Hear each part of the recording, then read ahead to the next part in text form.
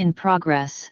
Hello, everybody. Welcome to our council meeting today. It is May 6th, our afternoon session. I'll go ahead and call the meeting to order and ask Clementine to do roll call and share with announcements for the public. Councilmember Barber. Present. Councilmember Garcia. Here. Councilmember Rash. Here. Councilmember Smith.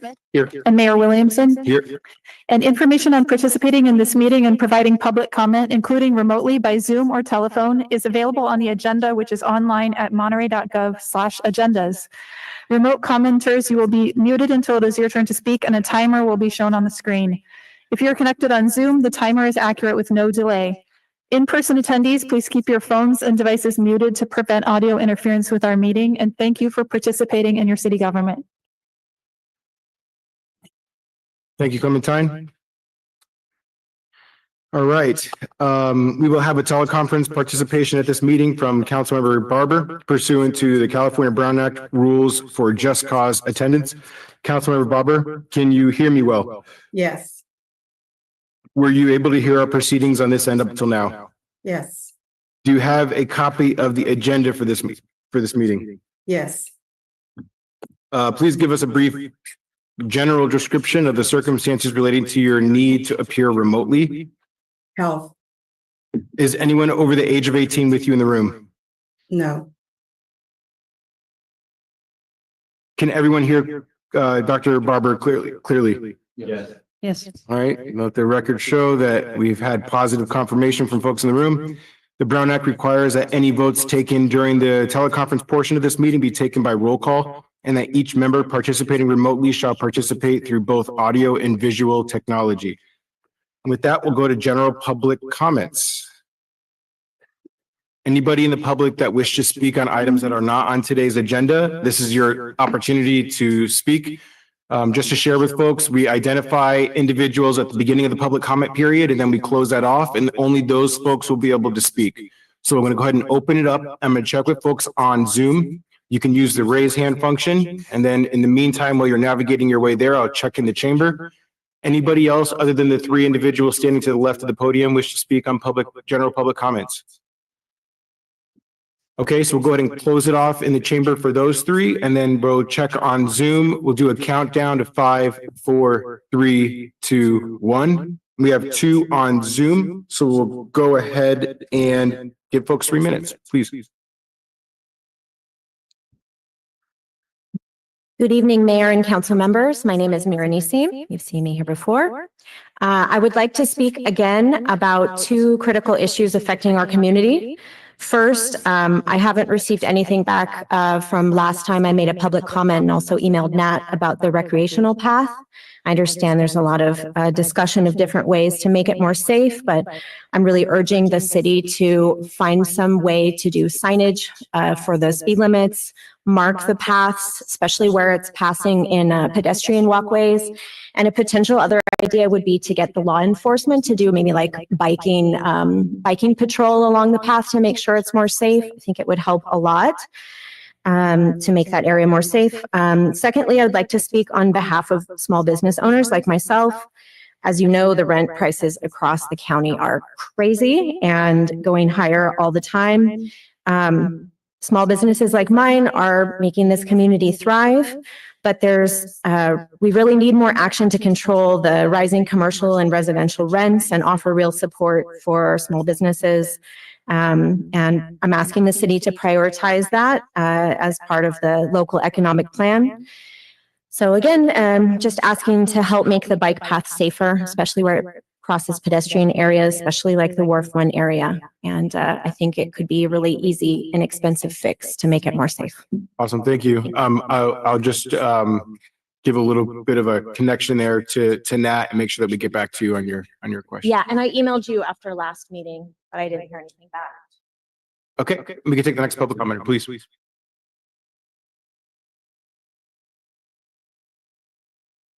Hello, my name is Gustavo Esparza, and I am the Director for Downtown Streets Team, serving the counties of Monterey, and Santa Cruz. Downtown Streets Team is a workforce development and street outreach program that was founded in Palo Alto in 2005. DST has been present in Salinas since 2019 and in Santa Cruz since 2017. We have provided meaningful, trauma-informed case management and employment assistance in both communities. In this time, DST has successfully removed a total of 4,897,649 gallons of debris, along with 338,087 cigarette butts and 13,806 needles. In the past 3 years, DST Salinas has been running an incredibly successful rapid rehousing program that has housed 194 individuals since its inception. We are able to provide rental assistance for 6 months, as well as financial assistance in the form of covering deposits, rental application fees, and more. We have been eager to expand our reach and serve the Monterey Peninsula for some time, most especially because I have lived here for 7 years, and our Senior Director, Jocelyn Curran, has called Monterey home for the past 14 years. We care deeply about serving our community and would love the chance to do so in our backyard. With the success of our rapid rehousing program in Salinas and experience housing individuals experiencing homelessness throughout Monterey County, we feel well prepared to serve a new community. We have recently applied for CDBG and PLHA funding that would allow us to complete that expansion to the peninsula. We wanted to take this moment to express our gratitude for your consideration as you review these applications. We understand that funding is tight at this time, and we appreciate any opportunity to serve the unhoused community members in the city of Monterey. Thank you. Awesome. Thank you.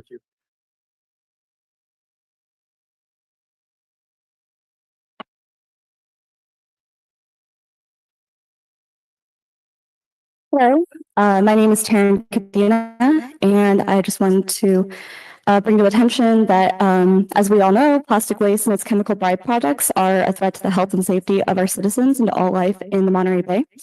It affects economic productivity, degrades aesthetic value, and harms wildlife through ingestion and entanglement. No matter where it originates, it is primarily collected and controlled locally, and management choices and interventions at local scales are crucial to reducing plastic waste in our environments. Alternatives such as plant-based plastics given out by well-meaning entities like takeout containers, utensils, straws by our restaurants, and thicker so-called multi-use plastic bags used by our larger chain grocery stores, often used as a Band-Aid solution but offer no real solution to reducing our plastic waste. As of 2022, the production of these commercially framed biodegradable plastics has jumped from 1.5 million tons to about 5.3 million tons, according to the World Wildlife Fund. These plastics often do not break down as intended, as they must have specific parameters to break down completely, and instead most often act as regular plastic, where it breaks down into microplastics that continue to pollute our oceans, our bodies, and the rest of the environment. Very recently, Australia's National Science Agency, CSIRO, shows that Australian coastal plastic pollution has decreased by 29% over the course of 6 years in a study published in the journal One Earth. Their success was achieved through collective action spearheaded by local governments to enact extensive coastal litter surveys and the involvement of waste management and the local community. Local governments had the greatest effect on reducing plastic pollution found on beaches through waste management actions through 3 categories of plastic waste prevention using theories of human behavior. First one is planned behavior, establishing recycling guides, public information and education programs. Voluntary cleanup initiatives helped reduce coastal litter. Crime prevention, surveillance to prevent illegal dumping and littering, and government-led beach cleaning further yielded results. And economic rationality, actions like improving our curbside waste and recycling collection, hard waste collections, and shopping bag bans reduced local litter. What I'm proposing is a citywide initiative to create a working group of experts, establish nonprofits, and citizens to establish baseline data and create a plan of action modeled after the proven strategies used by the Australian cities to reduce plastic pollution in the Monterey Bay. Thank you. Thank you. All right, with that, we'll go to our public commenters on Zoom. Lorna, you can go ahead, please.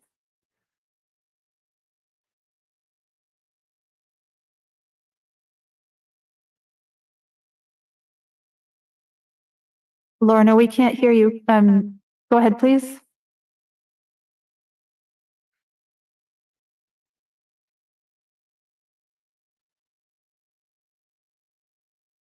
We still cannot hear you, Lorna, so I will call on our other speaker and then we'll come back to you. Chris, go ahead, please. Hello, can you hear me? Yes. Hi guys. So my name is Chris Frankby. For me, the thing I wanted to address was just the issues associated with what's going on in Monterey with rent and just the prices going up. I have watched as it has gone up, and I just want to ask what are you doing in regard so that the rent doesn't go past a certain threshold and really stabilizes so that it's more affordable for many of us to remain in Monterey. And that was just a concern that I just wanted to bring up. I've seen many of us who do live here, it has gone up substantially, and many of us, we want to be able to stay in Monterey, but it is the rent is going up, and we are looking just to address that. Just to address what would the community be doing to ensure that the rent fleet doesn't go up a certain degree that it makes it less affordable to live within the Monterey region. And that's all I have to say. Thank you, Chris, for your public comments. With that, we will go ahead and close. Can I try? Oh, Lorna? I apologize. Yeah, Lorna. Yeah, I just wanted to try Lorna one more time. Lorna, can you try unmuting, and you'll need to do *6.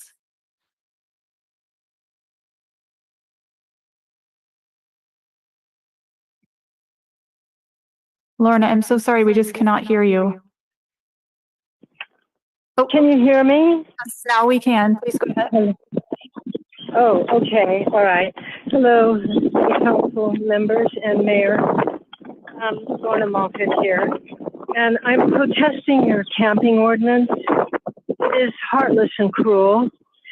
You forbid them anywhere to go because there isn't enough places for them to go. And you haven't even bothered to call your shelters and work with them to make sure they have room to accommodate 3,000 homeless people that are here on our peninsula. Your shelters are full and your jails are full. You refuse to open up your city parking lots at night so people who at least have some kind of shelter can sleep in their cars. Your starfish program is full and the director doesn't even return calls. And your shelters are by reservation only and they are full. I know, I have called them all. We are supposed to be a country under God. Your pledge to every city council that you speak at, is to God, to serve God. But you do not obey God's laws when you make it impossible for the homeless to exist, and exist they must. Why not just erect gassing stations so these people can kill themselves instead of doing it slowly like you are, shaming them, erasing them, making their existence illegal? You must provide places for them, and you must allow them to sleep in their cars, especially in the cold and the rain. Where are they to go? I can't believe that this society is becoming so Hitlerian. You really must re-examine what you're doing. It would be better if you yourself were homeless for a couple of days to feel the shame and the need to disappear these people. Please do better than that. Thank you. All right. And with that, thank you, Lorna, for your comments. And just for folks' awareness, we're not responding to any of the public comments because they're not on the agenda. We'd have to public notice those. So just for folks to know why we may not be responding to some of the comments that are coming up. With that, we'll go ahead and move to our consent agenda for the afternoon. Does anybody in the council wish to pull anything from the consent agenda? Okay, do you want to go ahead and do that now? Just commenting on item number 3, authorizing the purchase of 275 Lenovo desktop computers. Just wanted to maybe share or pose as a question, comment, whatever fits best, to also, and this may be happening, I'm not sure, but maybe consider once hardware is retired, maybe donating to organizations who will refurbish and then donate to students or adults who may not be able to afford that kind of technology. So just wanted to share that. Thank you, Councilor Garcia. Councilmember Rash.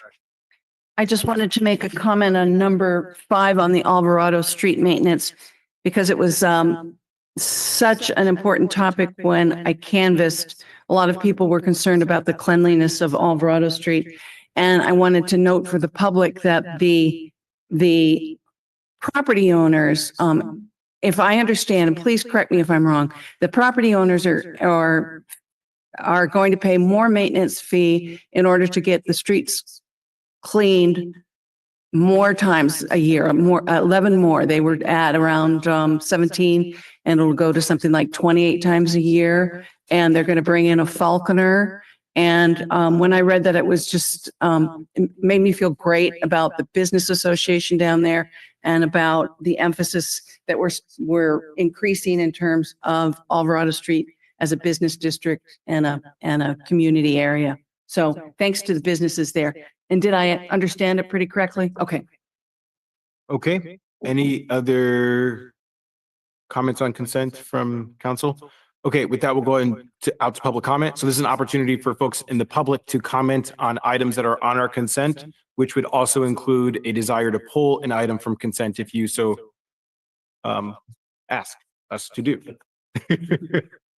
All right. I'll check with folks on Zoom first. You can use the raise hand function on Zoom. In the meantime, I'll check in the chamber. Anybody in the chamber wish to speak on consent? All right, I'm not seeing any takers in the chamber, so I will go back to Zoom and I'll do a countdown to 5, 4, 3, 2, 1. And we have nobody on Zoom, so we'll bring it back to the council for a motion and deliberation. Move to approve. Second. It's been moved and seconded. Any other comments? All right, roll call vote, please. Councilmember Garcia, Yes. Councilmember Rash, Yes. Councilmember Smith, Yes. Councilmember Barber, Yes. Mayor Williamson. And that's a yes for me. With that, we'll go to our public hearing items. Item number 9 is to adopt the proposed draft 2025-2029 consolidated plan, draft fiscal year 2025-2026 annual action plan, and draft 2025 citizen participation plan for the community development block grant program, and authorize submittal to the U.S. Department of Housing and Urban Development. And with that, I'll pass it to Hans for staff introduction. Yeah, thank you, Mr. Mayor and City Council. Our housing manager, Anastasia Wyatt, will present the report. There are some known unknowns in the current presentation of the data points, and I hope that Anastasia will highlight some of those known unknowns that make this proposed plan still what's the word I'm looking for? It makes it still more difficult to see if we are actually implementing that based on congressional authority that we still have to receive about the CDBG funding. So with that, I hand it over to Anastasia. Thank you, Hans. Good evening, Mayor and Council. I'm here to present 3 very important documents for you regarding housing. So we have the 5-year planning of the consolidated plan, and we have the 1-year annual action plan for the next upcoming fiscal year, and the citizen participation plan, which is how we guide how we move forward with any changes in the program or any other, how we conduct our business with the public and ensure that we have public participation. So those are the 3 big documents. As well, we'll get into the analysis of impediments to fair housing. And the presentation hopefully will, do I need to do anything? Not to get it up, move it forward. It's not sharing on the screen. Thank you.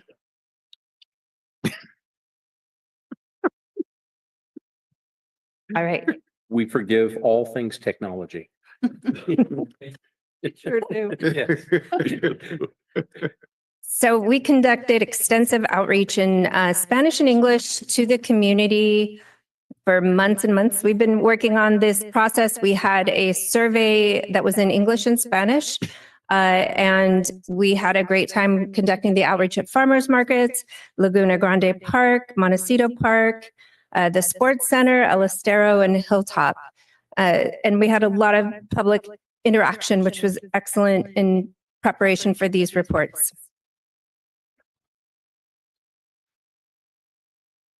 Trying to go forward here. Sorry if it's. Nat thought he left it all to me and thank you.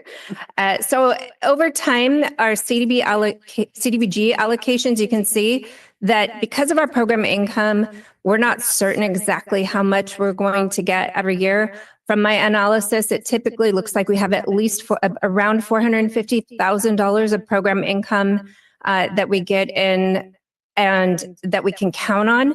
We typically in the past few years have received about 250,000 in a direct allocation from HUD. And you can see a big dip there in FY 23-24, and that was due to staffing. Kim was hiring a housing manager. We had lost a lot of staff, and we weren't able to purchase and resell units as much as we would have liked, but we've gotten back on track with that. So last year we purchased 2 units, and this year we will hopefully sell 3 units and purchase 3 more. And then in the upcoming year, we're going to be selling a lot of units. So that will increase our program income. And that's why you see that increase in the amounts. And we're hoping, so that's opportunities to low income people to purchase a unit. The priority needs for the 5-year consolidated plan, we've condensed into 4 big priority needs. One is public service programs, which are limited to 15% of the total allocation. And it's based on prior year's program income and current year grant. So we'll get into that. You'll see a big dip of what we were able to offer public service programming last year. And this year it looks like it will be higher, but we're not meeting the cap because again, that number is a little uncertain. So, but we want to maintain the 15% cap. We also want to expand and improve affordable housing opportunities, including rental and ownership. And all of these items, everything that we saw in the survey, these 4 broad categories will allow us to do a lot of the items that people had ideas about. If that doesn't happen, we go back to the citizen participation plan and we do an amendment of the consolidated plan or the action plan, whatever is required. The other item is to improve public facilities and infrastructure, and then provide program administration of the CDBG program. There's lovely singing out there. So those are the main goals in our consolidated plan that will carry out into our action plan. So this tree chart here shows where, and I have to estimate a little bit higher than hopeful. I'm estimating like if I don't estimate, then we can't do it. And then we have to amend the plan. So I've estimated maybe slightly higher at 1.799. But like I said, we're hoping to sell a bunch of units, which would bring us more program income. So it's kind of a guessing game as I go through the fiscal year, trying to estimate how much money we need. Or what that will bring in. The majority of the funds will go to the housing preservation programs, 1.27 million there, 71%. Those are for the small rehab programs, housing accessibility, just any type of small grant that somebody might need. We also do have a loan program. So if somebody needs a larger, like a roof, or they need their kitchen and their bathroom and grab bars in their bathrooms and all of that, then we can go in and do a larger rehab up to 90,000 per the guidelines. And so that is all included in the purchase and resale in those housing opportunities programs, the large one you see. Then, and that was one of the in our survey, that was the most important thing to people was housing preservation and housing opportunities. Then we get into facilities and infrastructure. So the Veterans Transition Center is an agency that this city has continually helped. And they would like solar panels on the roof. We might do another park project. Like last year, we did the Laguna Grande Park improvements. And then, of course, the public service agencies, which I know we all wish it would be larger. And during COVID, we had unlimited public service grant opportunities.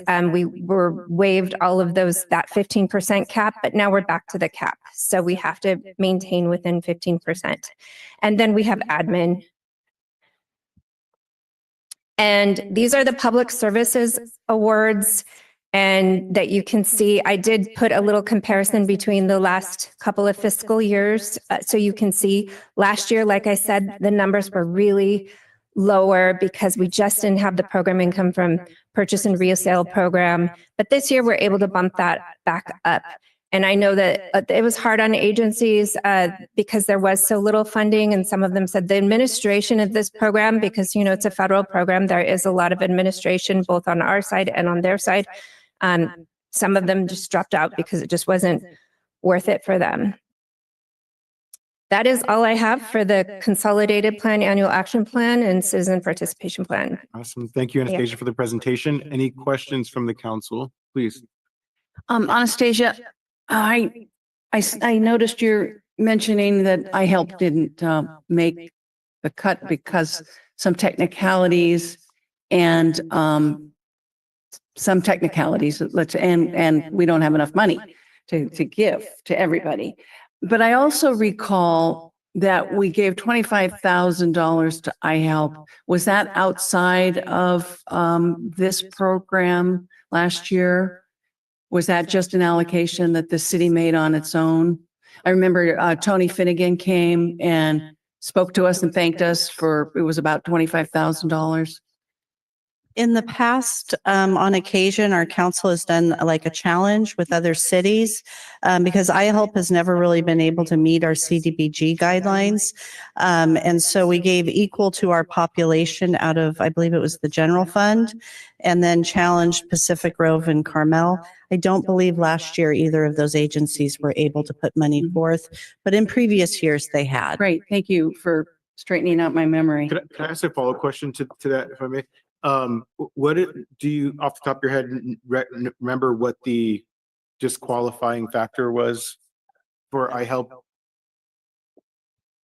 So iHelp, when we looked at their application, one of the major issues is that we can't guarantee, not all of the churches are accessible, and under federal guidelines, we have to meet accessibility standards. And so that is a challenge there. Thank you. Did you have anything else? No. Councilman Rush? Okay. Councilman Garcia? Thank you. Thank you, Anastasia, for the presentation. I have a couple of questions. Actually, if we could go back to the second to last slide, I think it was, with the list of the proposed. Yes, thank you. So the recommended awards, are those the max amounts that were requested by the various agencies? I believe these were close to the amounts that they requested. I can get you that information to make sure that, but they're close. I think one was over, CASA was maybe just slightly a few hundred higher. But I believe the rest were close to what they asked for. Yeah. So could you walk us through the thinking process here, right? And I know that there's criteria, but when making the decisions, right, of, for example, giving 10,000 to Alliance versus 5,000, what's the process there? Sure. So this year we implemented a numerical rating and ranking system, and we had multiple raters from the Planning Commission, city staff, our consultants as well, to look at eligibility and make sure we were truly making sure that these are eligible programs. So that is how we do have the applications rated and ranked. And so it is based on how they scored, and we did make sure that we funded the highest scoring applications, and pretty much all of them did receive funding, except like iHelp did not because they weren't eligible. But all of those that had the eligibility received close to what they were asking for. They kind of ask around the same amount every year. You can see that the numbers are very close year after year, except for last year, because of that allocation, decrease in allocation. Okay. I might come back to this later, but Can I ask a follow-up question on this? Is it possible for us in the future to get the ranking factors that are used in future reports, just so that it could be shared and seen? I mean, we could provide feedback and input in regards to that. Yes, Mayor. Thank you. I'm looking at my notes here, and actually, before I move on, I was recently at a presentation that was speaking to the challenges that our county food banks are experiencing with cuts. So I see that Monterey County Food Bank is on this list. What would be, or would it be possible to maybe increase their amount as a way of preparing for potentially what's to come that will be impacting our residents in terms of food availability? If you wanted to go that route, you would have to decrease funding to other agencies Mhm. because of the cap. We can't exceed it. Got it. Okay.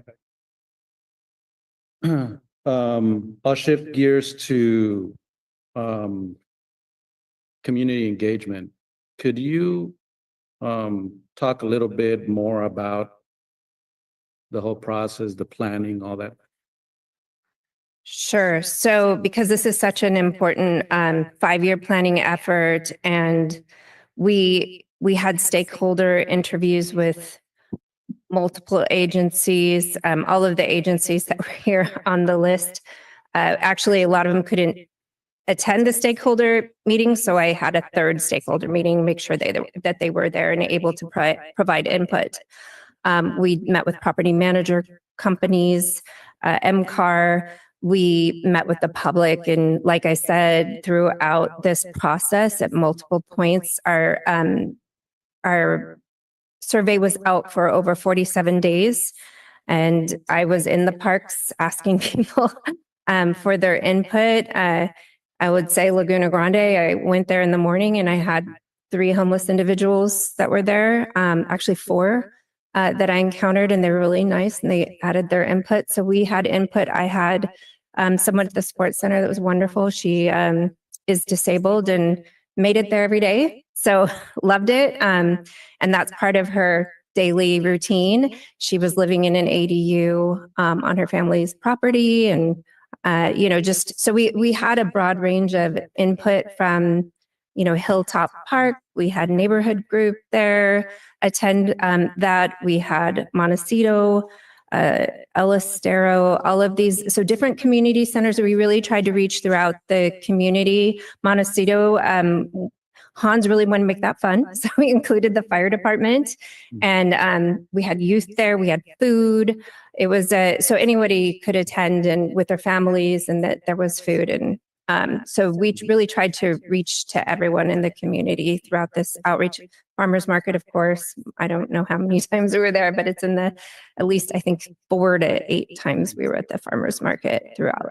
Yeah, no, thank you for that. And I think I came to one of your tablings at Laguna Grande, if I remember correctly. I think that's what you were doing. So I appreciate the effort. 209 English surveys and 3 in Spanish is what I saw. Does that sound right? Yes. So when I see those figures, especially the 3 in Spanish, what that quickly tells me, and this is without really knowing much about the background, the process and all that, but what that tells me is not necessarily that Spanish speakers aren't coming out to participate, but that instead there's something else that we need to look into to better connect with those folks.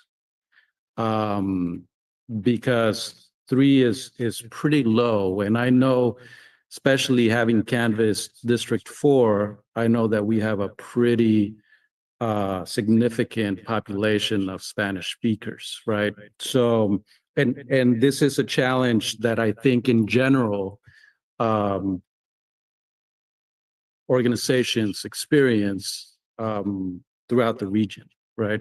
So I guess my only comment there is the encouragement of, looking at other tools. Maybe a 30-question survey is not the appropriate tool, right, for that segment. It is about 30 questions, correct? Yeah. It's a pretty lengthy one to begin for any language, right?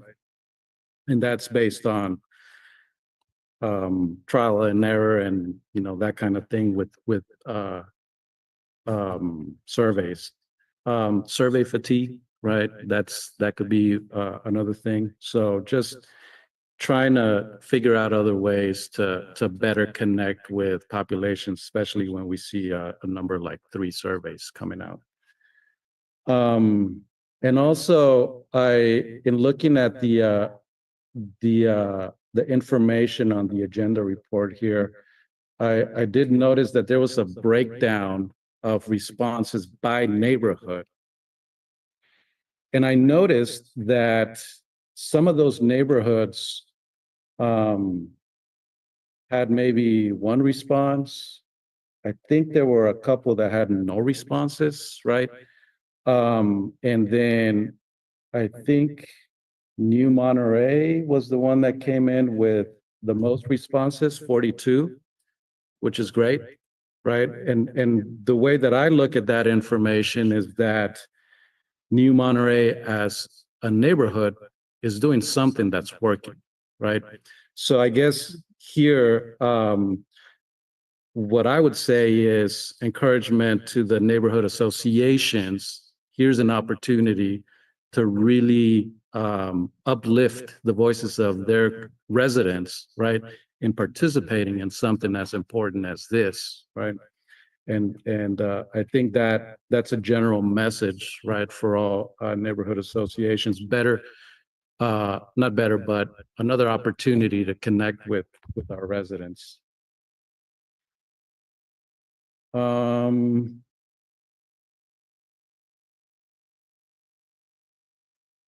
And Councilmember Garcia just mentioned the Montecito Park. We were prepared if we needed.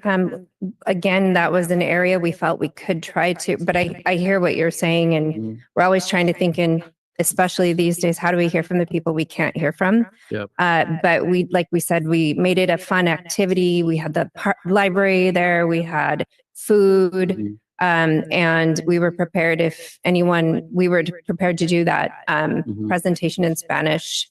And so we definitely were trying to reach all populations in our community. Yeah. Yeah. No, thank you. And with that, I'll add that the message here is not to be critical, right? Right. I think for me at least, it's a general message of continue that trial and error, right? Because there's something that works, right? And it's just a matter of trying to really figure that one out, not only for this purpose, but for, other projects and other feedback that is important to our residents. And I think I'll leave it at that. Thank you so much. Yeah, thank you. I appreciate it. I'll just add to that before I jump to Dr. Barber, just for food for thought. And this isn't specific to housing community development, but I think generally regarding community engagement, when we're talking about particularly Spanish speakers, the thing that comes to my mind is where are there opportunities to work with the hospitality industry and their workforce? Thinking from a labor perspective, Unite Here is I think a solid group that is interested in working with the city of Monterey if we did that outreach there. So, and they're really plugged in and already have an established network that might make it easy for us to get engagement in that space. So I just throw that out as an opportunity. And with that, I'll pass it to Dr. Barber. Thank you so much. Anastasia, thank you for the report. I remember this from last year. And some of the questions kind of go back to some of the things we talked about then. One of them is, do we get some sort of report from the recipients of the awards? Most of the time, you know, when you're dealing with government grants or different grants like that, you get some sort of analysis of how that money's being used and what type of impact it's having in that nonprofit for the community. And so I'm just curious as to whether you get a report. Could we see that type of report? I think we talked a little bit about this last time. Dr. Barber, thank you. And you just bring up the perfect opportunity for me to show you our housing snapshot. So I do have this ready for all of you here at City Council. And we prepared this housing snapshot to really go through what was accomplished last year. I have all of our housing funds in there. So our entitlement CDBG, PLHA, permanent local housing allocation, general fund dollars that are going to housing programs. So all of this is included. Also, the consolidated annual performance and evaluation report is our annual HUD report, comes around September to council. So we also provide a good amount of information, and there is a link in the agenda report to the CAPER. This is on our website. So if anybody would like to review this on our website, you may. And yeah, we also provide it to Senator Laird's office and Congressman Panetta so that they know that the city's dollars for housing funds are leveraged and making an impact in the community. Great, that's wonderful. Thank you so much for that. So I look forward to seeing that information. So also, you know, I think it's great that we have very historical organizations that are well-deserved to get the awards, but I understand that it's an extensive process in the administration maintenance as well. So I would ask you, what's the biggest challenge for other nonprofits that don't make the list, and how can we help to either educate or equip them? So I'm just curious as to what you see is the biggest challenge for a lot of the other nonprofits that aren't making the list as we move forward. Sure, Dr. Barber. I think some of it, some may need extensive, like in the case of iHelp, we'll just bring that as an example, maybe facilities and the facilities they're using, and definitely how do we connect with them and find ways for them to make it more accessible for everyone in the public if we were to use those funds. So that's one way. I think we try to get the word out to as many agencies as possible. We put this out in the paper every year. We contact the COC, who has access to a lot of our nonprofit agencies. We have an extensive list, all the neighborhood groups. So we really try to get the word out as much as possible. Federal funds are one of the issues is administration, like I mentioned before. I think there was an analysis done many, many years ago. I can't even tell you, at least a decade ago, that said it's at least $5,000 of administration on our end and on an agency's end just to get these funds to comply with all the requirements of CDBG. So that could be another issue, is that they look at the requirements of the federal programs and say, okay, that's not the easiest for us to comply with. Funding, I would say that I looked at, could permanent local housing allocation be utilized? They're not utilizing housing first model, and that is a proven methodology to fund agencies to get people housed. So they're also not meeting the criteria for the state funding. So I'm trying to always think of what ways could we, if one source of funding doesn't work for an agency, does another source of funding work better? So definitely trying to think through different ways we could utilize the money and leverage it. Okay, so you're working with them. For the ones who don't make the list, you work with them to see what other type of funding they may be a better match for. Yeah, definitely. Okay. So you said around $5,000 in administration was what you estimate? Yeah, for both our side and their side. I think that was like 10 years ago. So that number's changed quite a bit. So there's not another pool for some of these nonprofits to be able to get for that administration help, or could they actually have more than one nonprofit on an application where they could actually share and collaborate with that cost? That's the cost that they've analyzed for the administration for each grant. So I think a lot of agencies, they may utilize this funding to leverage and to other funding. Sure. So I think that's what's But happening. I'm saying, have any of them come together to be able to collaborate so that they could be able to burden, kind of unburden themselves of the administration costs that you know of? No, I would say that it's kind of interesting that Food Bank does provide food to our shelters and to Meals on Wheels. And so there probably could be a larger impact if something like the Food Bank could work together. But again, each agency, I do know they leverage the funds they get from, it looks good, federal funding sometimes. So I think they want those funds in their list of funding, because then they're able, just like a housing application, the more you have, the better it looks. So I think that's part of this overall, why people want the funding regardless, if they're eligible for it.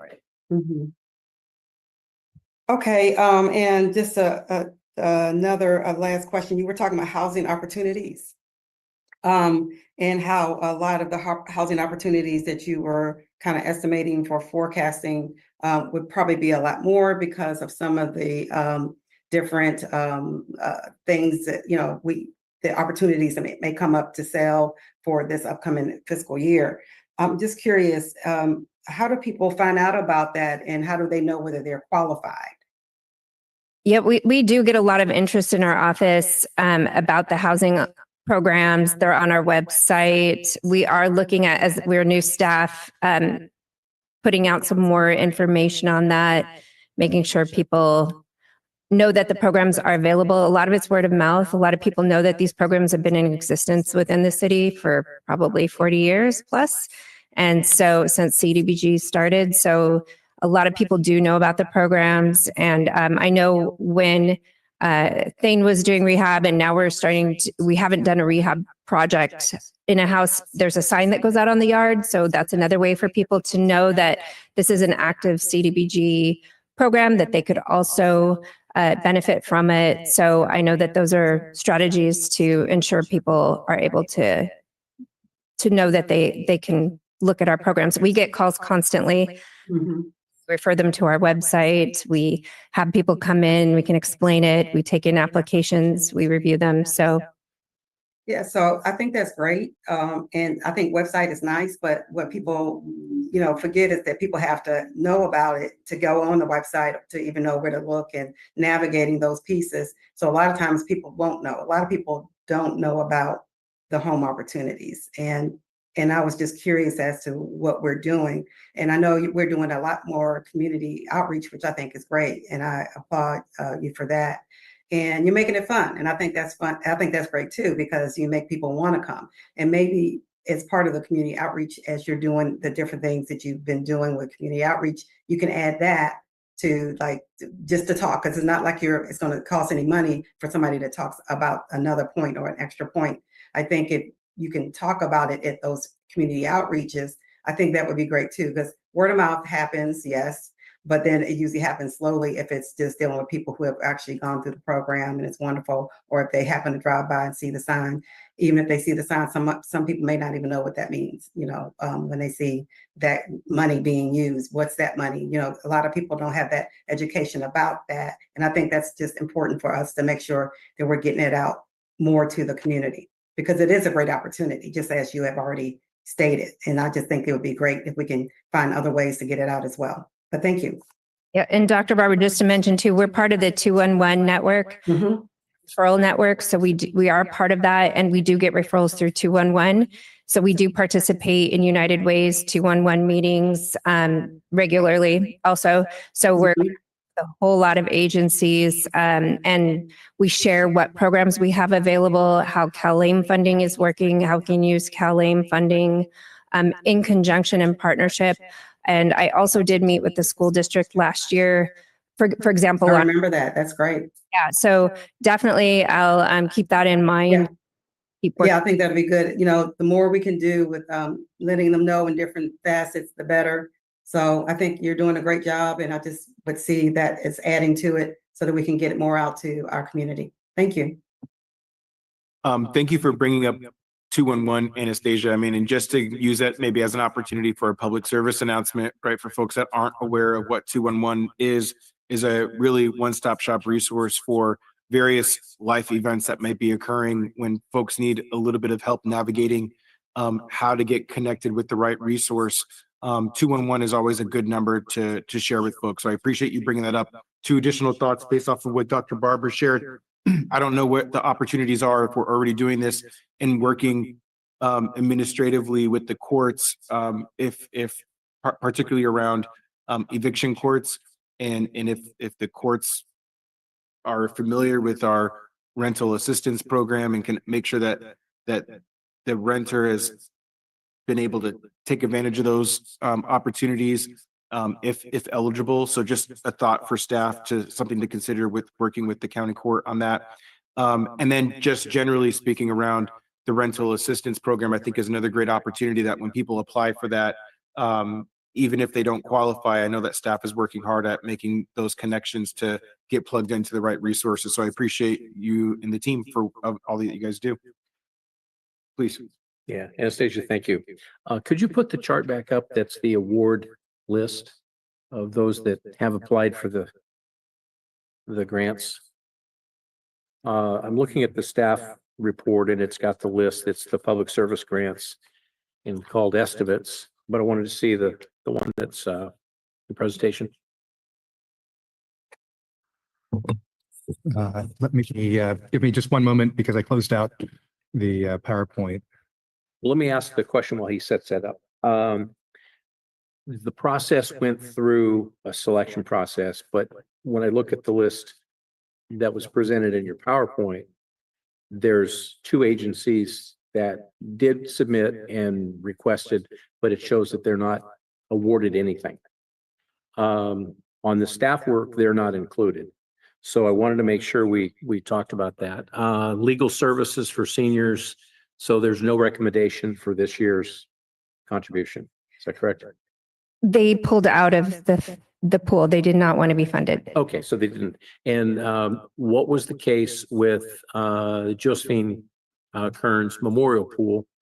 It looks like the last 2 years they received 23, 24 was 9,000. Then last year was 5,583. And this year with a blank, it means what?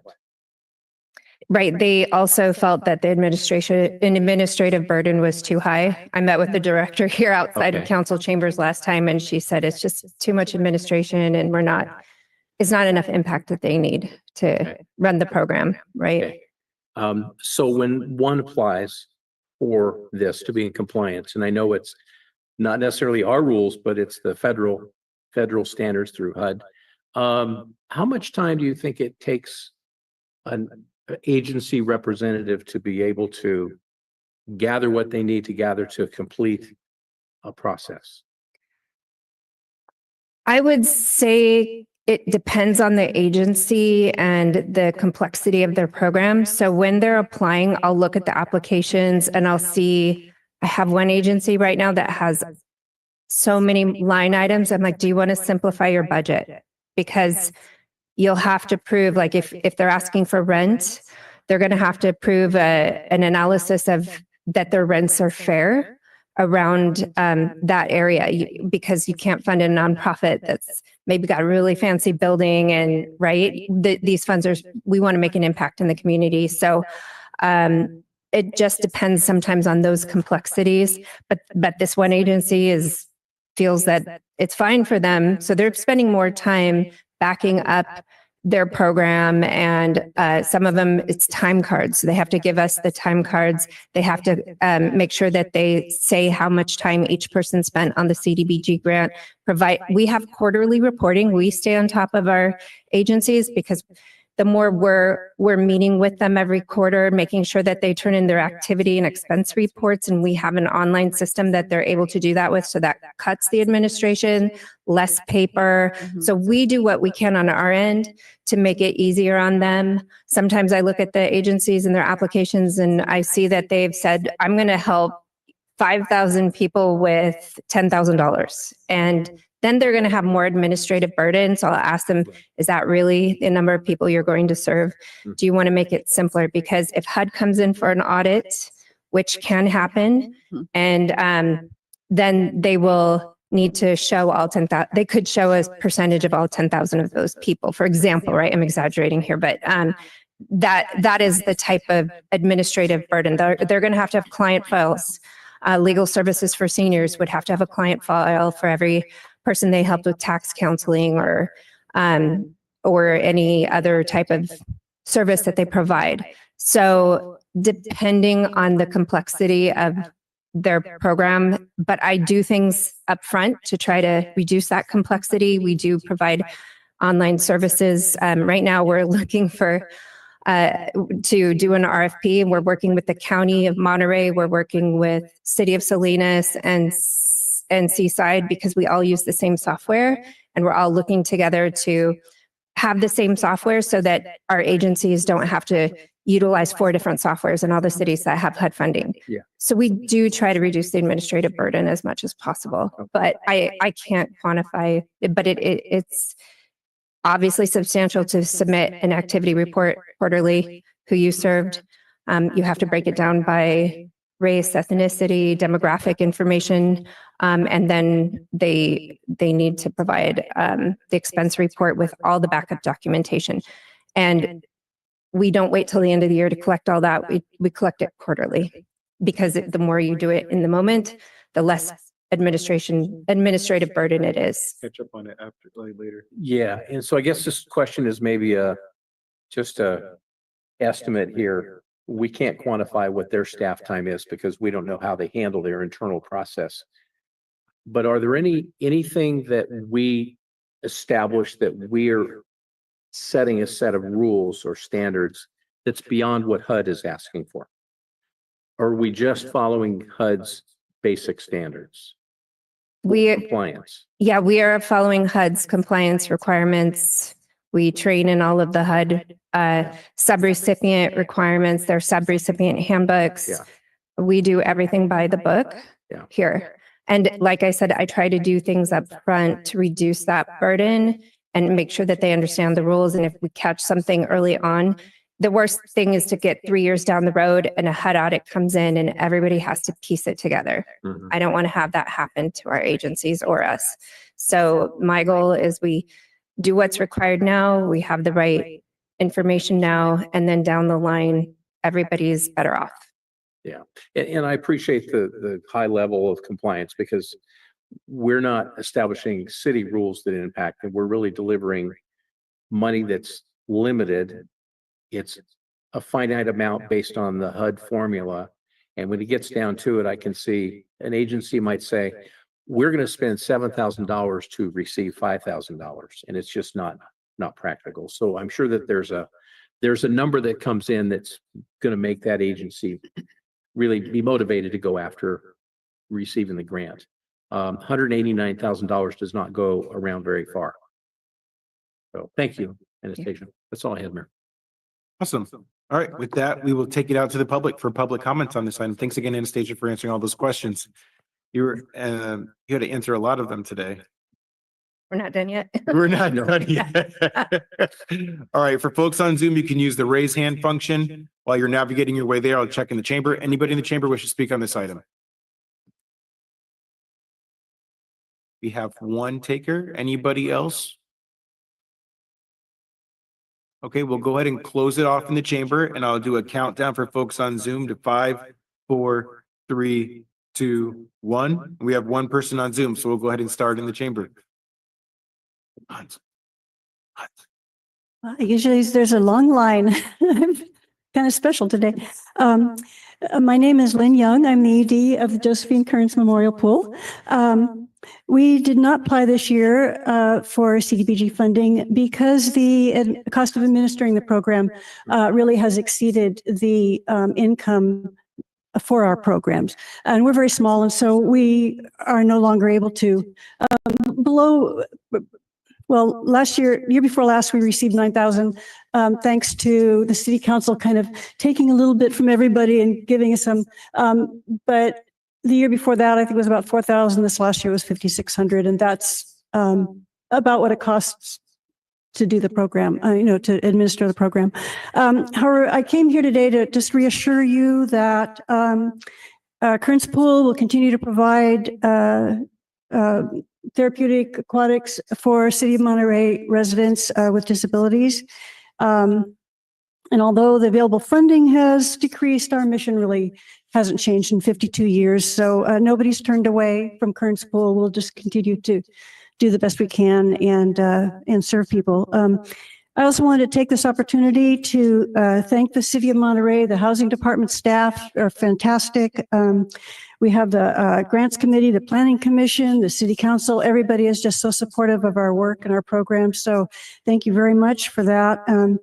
And together, I just wanted to mention that through this funding, we have provided more than 30,000 therapeutic aquatic sessions for people with disabilities just for City of Monterey residents. So,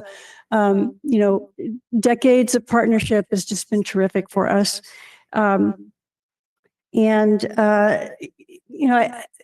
talk about statistics so much. I mean, right now we have to even report monthly. Now it's, am I done? Okay. Just to let you know that we'd like to be able to come back again when funding becomes available. We are very grateful for all the support that you've given us, and we look forward to continuing to support the City of Monterey residents. So thank you very much. Thank you, Lynn. Thank you for everything you guys do for the community. Those are a lot of sessions. So, all right, with that, we'll go to our Zoom caller. And our Zoom caller is Adam. Good evening, Mayor, council members, and city staff. This is Adam Pinteritz with the Monterey County Association of Realtors. First of all, I just really want to applaud staff for a very robust outreach process. I remember many meetings and seeing them at farmers markets, and just that the process was really robust, and I appreciate that. And while the presentation was going and the questions were going, I decided to look it up. At least according to PDI, the voter data, which is not the same as all residents, but voter data shows that there's only 2.3% of monolingual Spanish speakers, at least in the voter population. So, just that those low numbers don't necessarily indicate any kind of failing. I know the city staff was very focused on getting all voices heard. The second thing I want to touch on is just that, and again, I'm appreciative of all the hard work that's gone into this. My only caution or concern is that given both not only the federal funding issues that have been identified, but also the broader economic outlook right now. It seems sensible to me to consider shifting and sort of preparing for the worst potentially. Obviously, I hope that we get as many funds as possible into our community to help people. But just given everything that's going on in the country and the world right now, I think we might need to prepare for the worst and not overextend ourselves. And in particular, how I think that could be reflected is that, we may not have as many resources to buy and rehabilitate properties in the coming months or the coming years. But maybe we could shift some of those resources to rental assistance and really help even more people avoid housing insecurity through that program. Just something, some food for thought, for consideration. Another thing I would be remiss if I didn't mention is that now there's real teeth behind defensible space and home hardening requirements.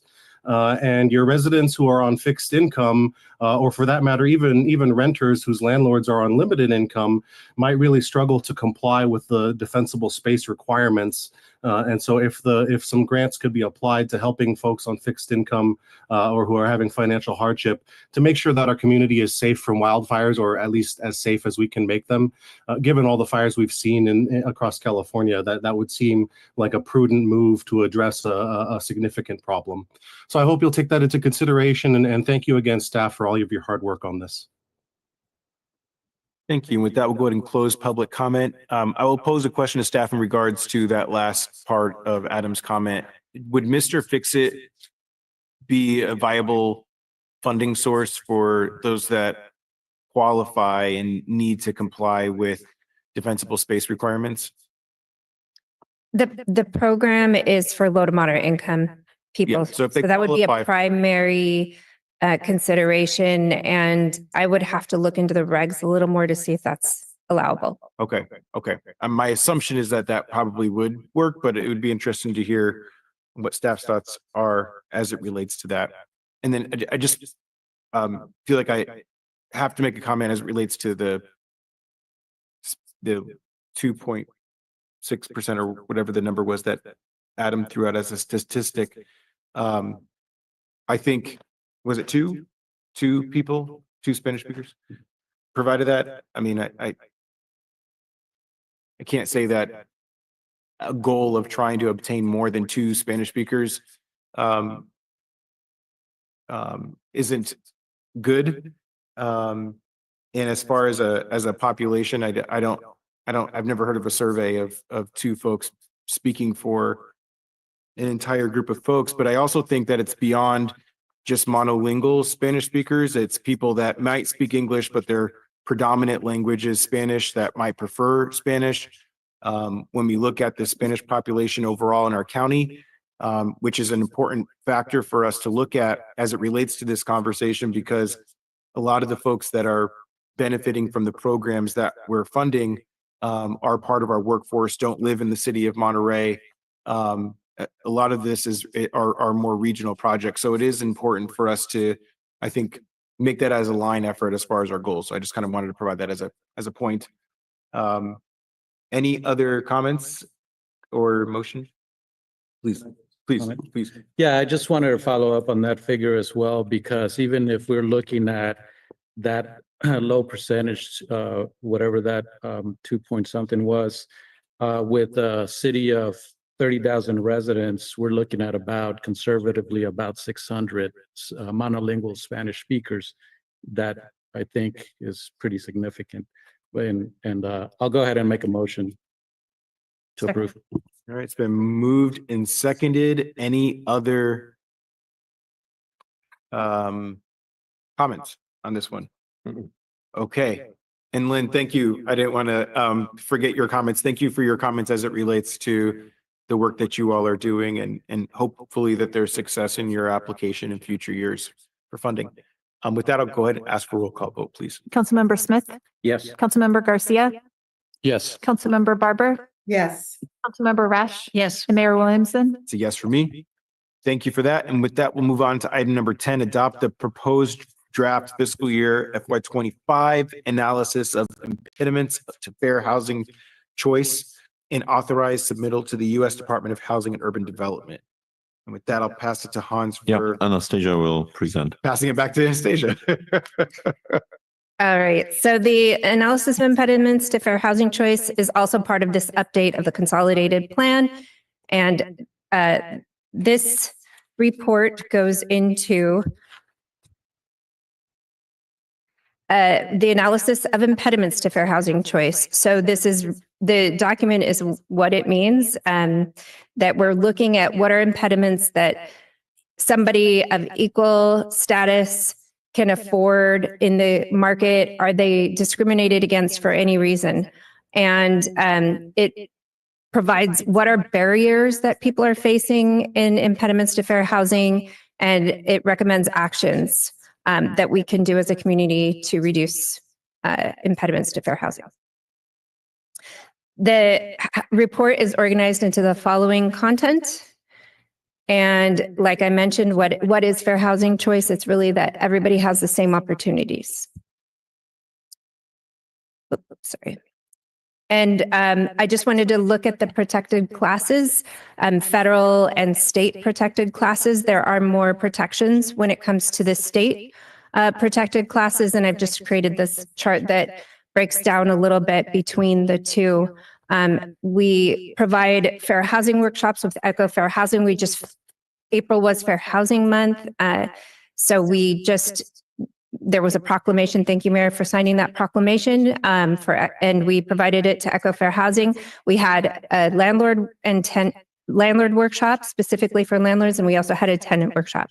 So we continue to try to educate the community and ensure that the community is aware of their rights when it comes to fair housing. We get calls constantly on fair housing. We respond to those calls, and we want to make sure that we have an educated community that has access to Echo Fair Housing and access to our staff, we also help them when it comes to fair housing issues.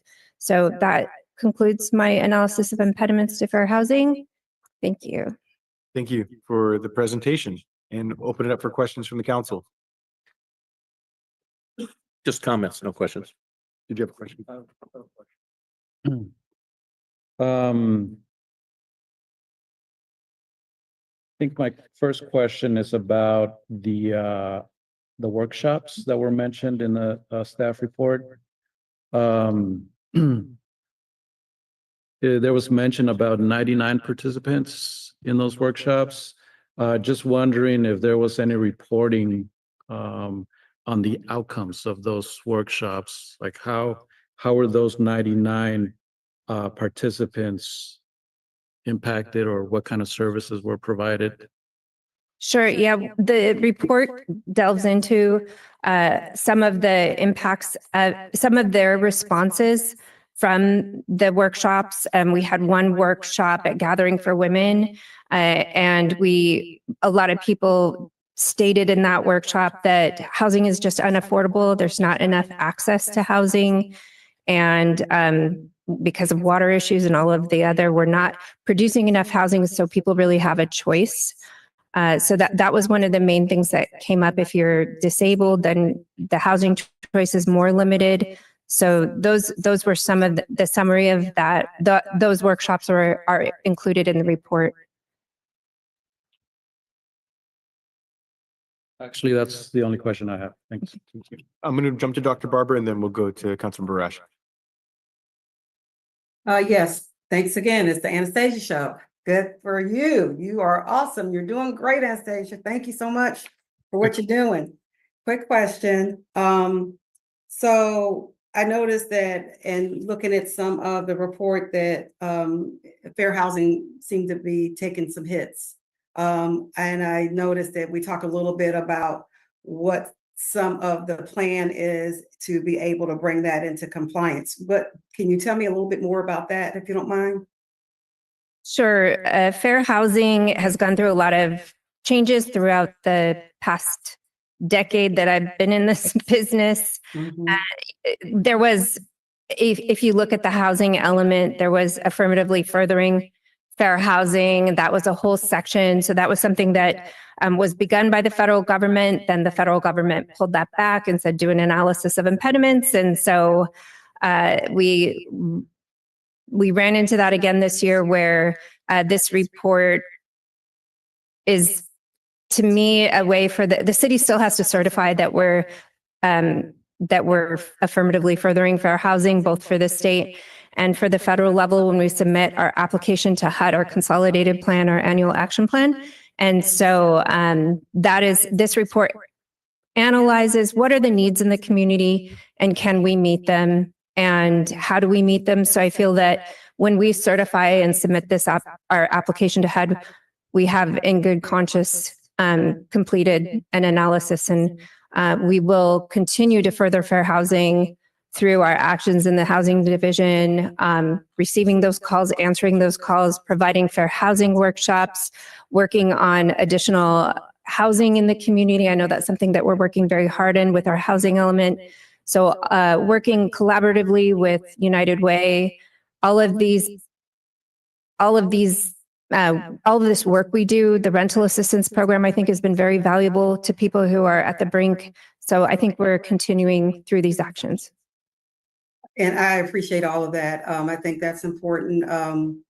But I'm wondering if there's more checks and balances that would be in place, maybe not even at the city level, but other levels that we could be able to know more about so that it could bring a lot more of these numbers back into compliance, especially when you're looking at the report talking about the cost burden percentage, when we look at that for our county being, high. And I'm just wondering, and for our city even. And so I'm just wondering, is there a check and balance system in there? I know we have the informational piece of workshops and answering calls when they come in, but I'm just wondering, just curious. Yeah, I think that a lot of the checks and balances is that when we get calls, we respond, and we always do. And if people need to have further assistance through ECHO, we provide that. In the rental assistance program, we do offer legal assistance as well. So I think that's a great way. And again, that regional collaboration that was mentioned in the report, we continue to do. Okay. Yeah, I just, because what I'm looking at, and I'm wondering from last year, what the number was in comparison to this year. Do you know that offhand? I don't know offhand. Okay. I'll be curious to know that, to see if we're going in the right direction or are we going in the wrong direction. Because if we're going in the wrong direction, then maybe we need to look at some other things, not even just from the city level, but maybe some other levels to be able to make sure that that things are equitable when it comes to housing, especially because we have such a high cost burden here in the city and in the county.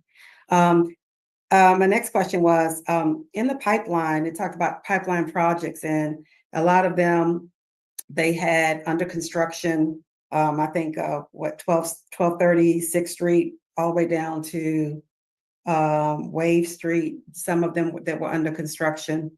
And I'm just wondering, I know most of them are for one unit. You have I think the bigger one that's for 40 units that's on Glenwood.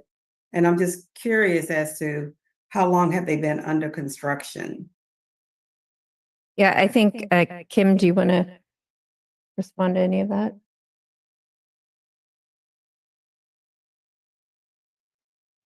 Yeah, I think we can look at that and maybe provide you information. And Yeah, if you could do that, that'd be great. Sure.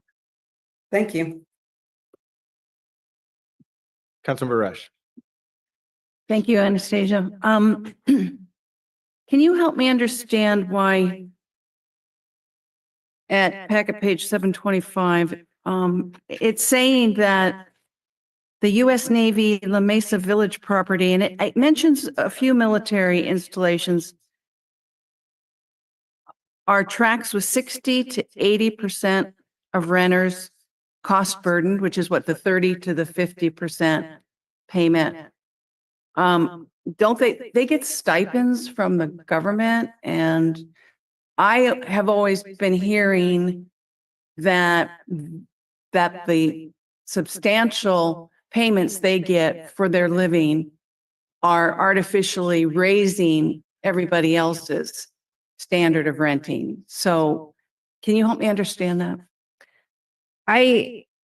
That's a question I can only speculate the response, but I would say that many of them might have larger families. That might add to their cost burden. So, and their incomes may be lower. So I'll look into that some more to see, but that's all I can guess at this moment. And then, it said 16, might have been in the first statistics, that 16% of our very low income people own homes, which I just found fascinating. So they might have inherited homes that they can't afford. They could have gotten sick. They could have gotten disabled. They could have lost jobs. Is that, I mean, all the things we see, even if you're owning a home. Yeah. And the map of overpayment by homeowners and renters, I mean, it's just dramatic. I mean, these maps are riveting, to say the least. And I'm trying to wrap my head around it.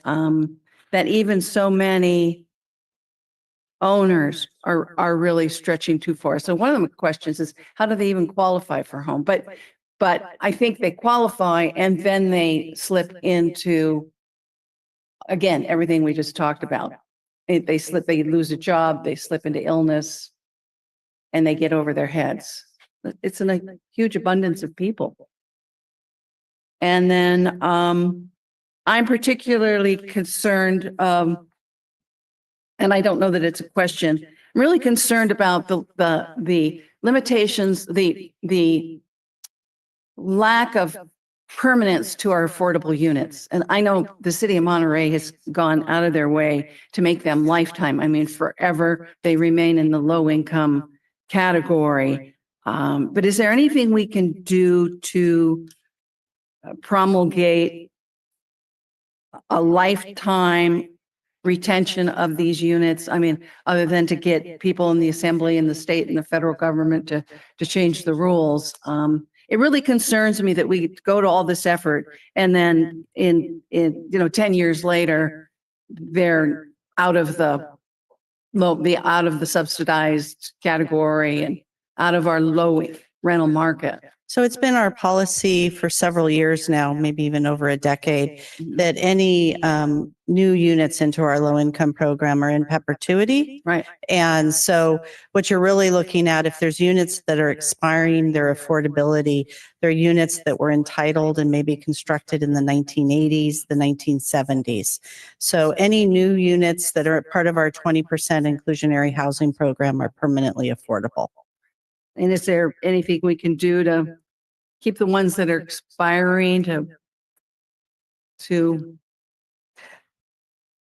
change the laws? That's really challenging because it comes down to an economic situation and to purchase those units because they would then convert to market rate. There's real no advantage to the city because of the cost to do that. The real solution to this is to build housing. Yeah.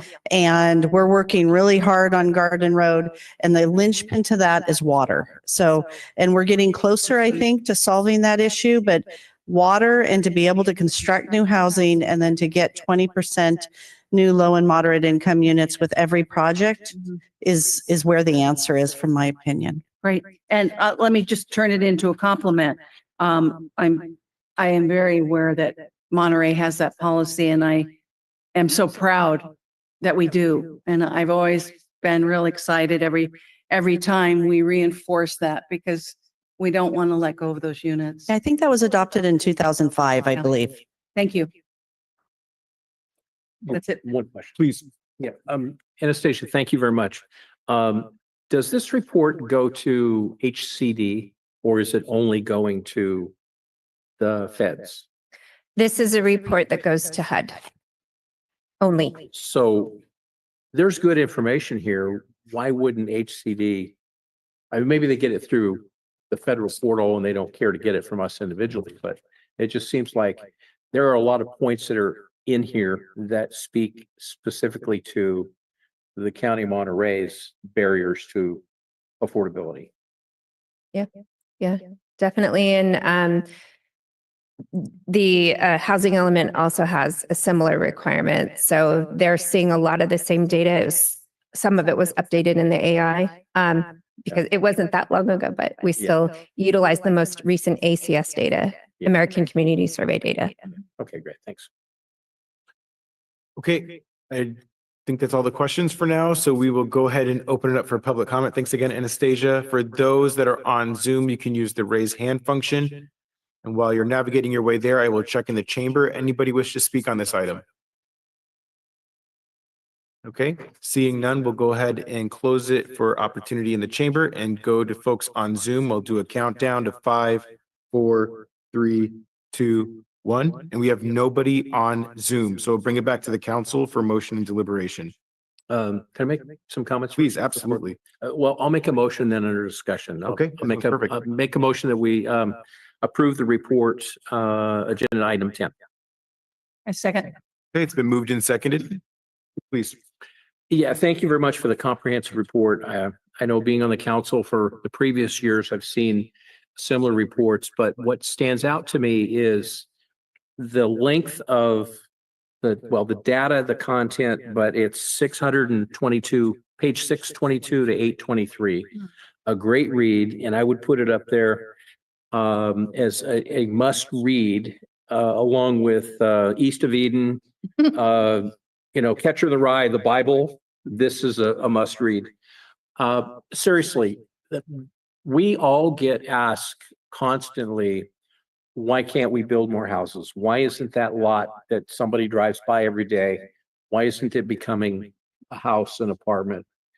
The barriers are outlined here, and there's a certain level of frustration at, I think, the council level, I speak for myself, but also the community, because we know we have some properties that are just right on the edge that may someday house more than just the birds and raccoons, but there could be something built. But you touched on it. The number one barrier is water. And so we are ever so close to see where if we get the sources of water, we can get closer to housing more people.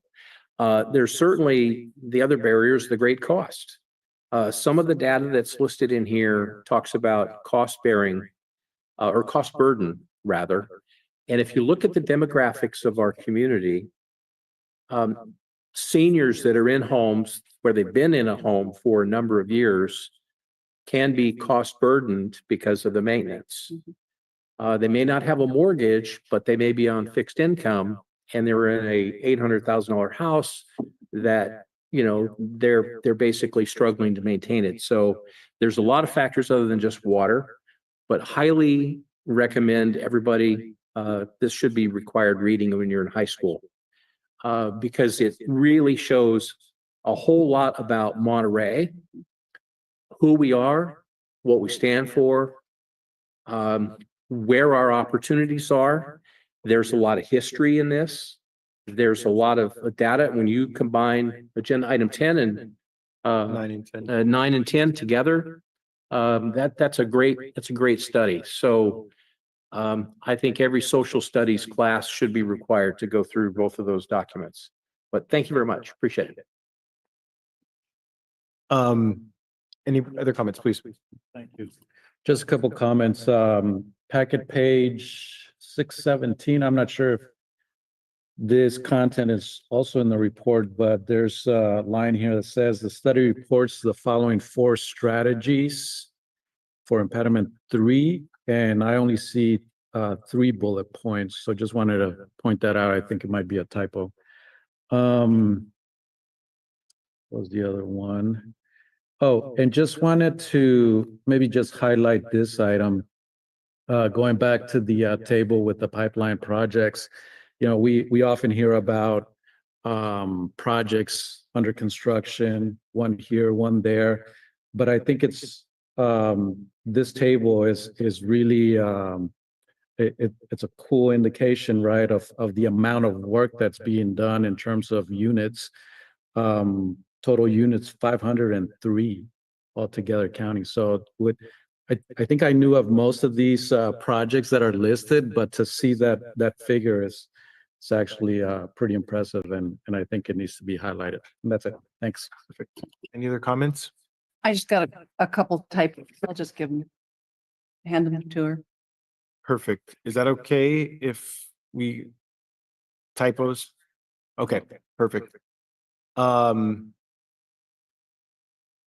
I just had a few thoughts, and while I am going through these, Nat, if you could throw up the slide that had the quote around defining fair housing up, and then I'll speak to some of my other points while you're pulling that there. I think there's a really great opportunity when we're looking at some of the impediments. The third one in particular focuses on racial and ethnic minorities and underrepresented groups in our community. And so another thought, and this is almost a little bit of an extension on this conversation around community outreach. I wonder if we can, as a city, identify certain trusted nonprofits within the community, NAACP, LULAC, whatever those organizations may be, and we make it an intent on navigating around those nonprofits on an annual basis to give them an update on the types of programs that we have, the type of feedback that we're looking for. And that way we're being maybe a little bit more intentional around showing up to their spaces and receiving feedback and input from them and helping to share that information in regards to what we have going on. I think another great opportunity too is to have a strategy that's specifically focused on targeting renters through mailers. Ideally, in my mind, we would do canvassing and have folks going door to door and having conversations. I recognize the challenge associated with that, but I think that there's a lower level of effort associated with doing some mailers that might help share the snapshot, that might help share the programs that we have going on with that target group in our community, so that we're not making the assumption that they can go to the website and know that they have access to these resources. So I think if we're a little bit more intentional around sharing that information, that would be great. When we talk about the discussion around affordable housing and our housing element, we often speak to that affordability piece of the conversation, but there's a whole other piece to this conversation, which is evident in the report, is housing adequacy. And so it's not just about having affordable housing, but having adequate living conditions that folks can live in. And having canvassed every neighborhood in this city, I know that particularly in more densely populated rental areas, the adequacy of units goes down quite significantly. It's not all units, so not saying it's a standard thing across the board, but I almost fell through some stairs one time, canvassing up to a renter's door. There's a lot of stories that I can share, but there's definitely this adequacy piece. And I just wanted to make sure that we're recognizing both sides of that conversation. And then the last piece that I wanted to speak to, and thank you, Nat, for pulling this up. I don't even know where I was going to go with this, to be honest. I just think it's a good thing for us to maybe end on here as we reflect. Oh, I do know what I was going to say. I often, and it's kind of going back to this affordability side of the conversation, I often hear from folks, and we've heard it. We've heard it in this chamber. People come up and they'll say, if people can't afford the cost of living here, they can go somewhere else. That is unacceptable. That is not the type of community that I think we want to have. We need to make sure that we're creating housing opportunities for folks at all income levels, for all races, for whatever somebody's identifying factor may be. We need to create opportunities for everybody in our town. And there's a lot of work for us to do that. It's hard work, but just because it's hard doesn't mean that we shouldn't do it. And I would just ask folks that come to that conclusion around just going somewhere else so that you can afford somewhere that's more affordable. Why do you think that we're in this situation that we're in the first place?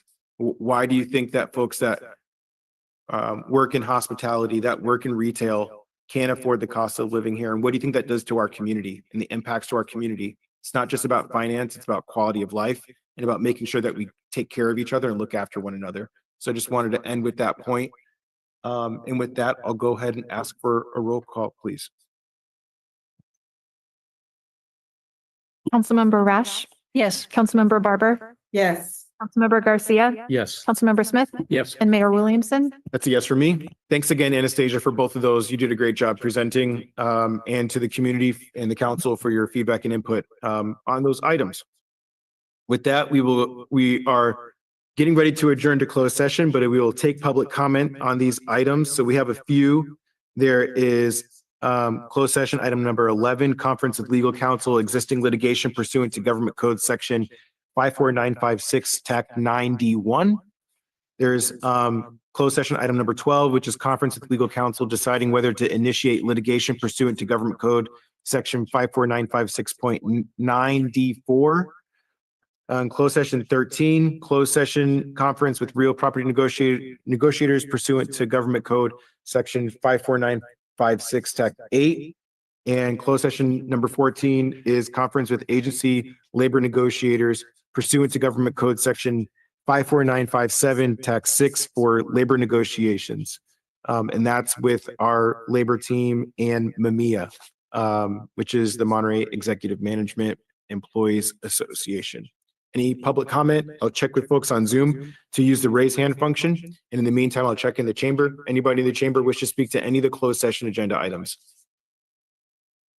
All right, I'm not seeing any, so I'll do a countdown for folks on Zoom to 5, 4, 3, 2, 1.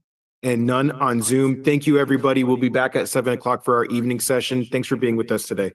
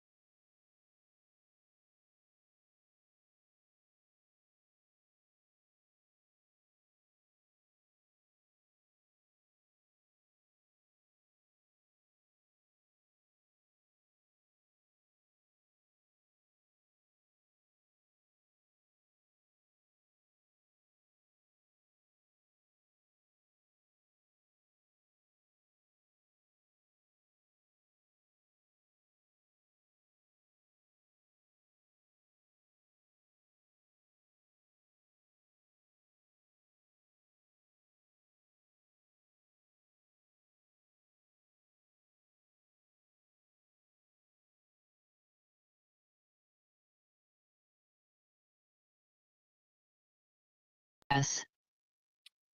Hello, everybody. Welcome, for those that are returning, which are probably mainly staff, to our evening session for this council meeting on Tuesday, May 6th, 2025. And start with the Pledge of Allegiance. I'll ask Councilmember Smith to kick us off here. Please join us. Pledge allegiance to the flag of the United States of America and to the republic for which it stands, one nation, under God, indivisible, with liberty and justice for all. Thank you, Councilmember Smith. You bet.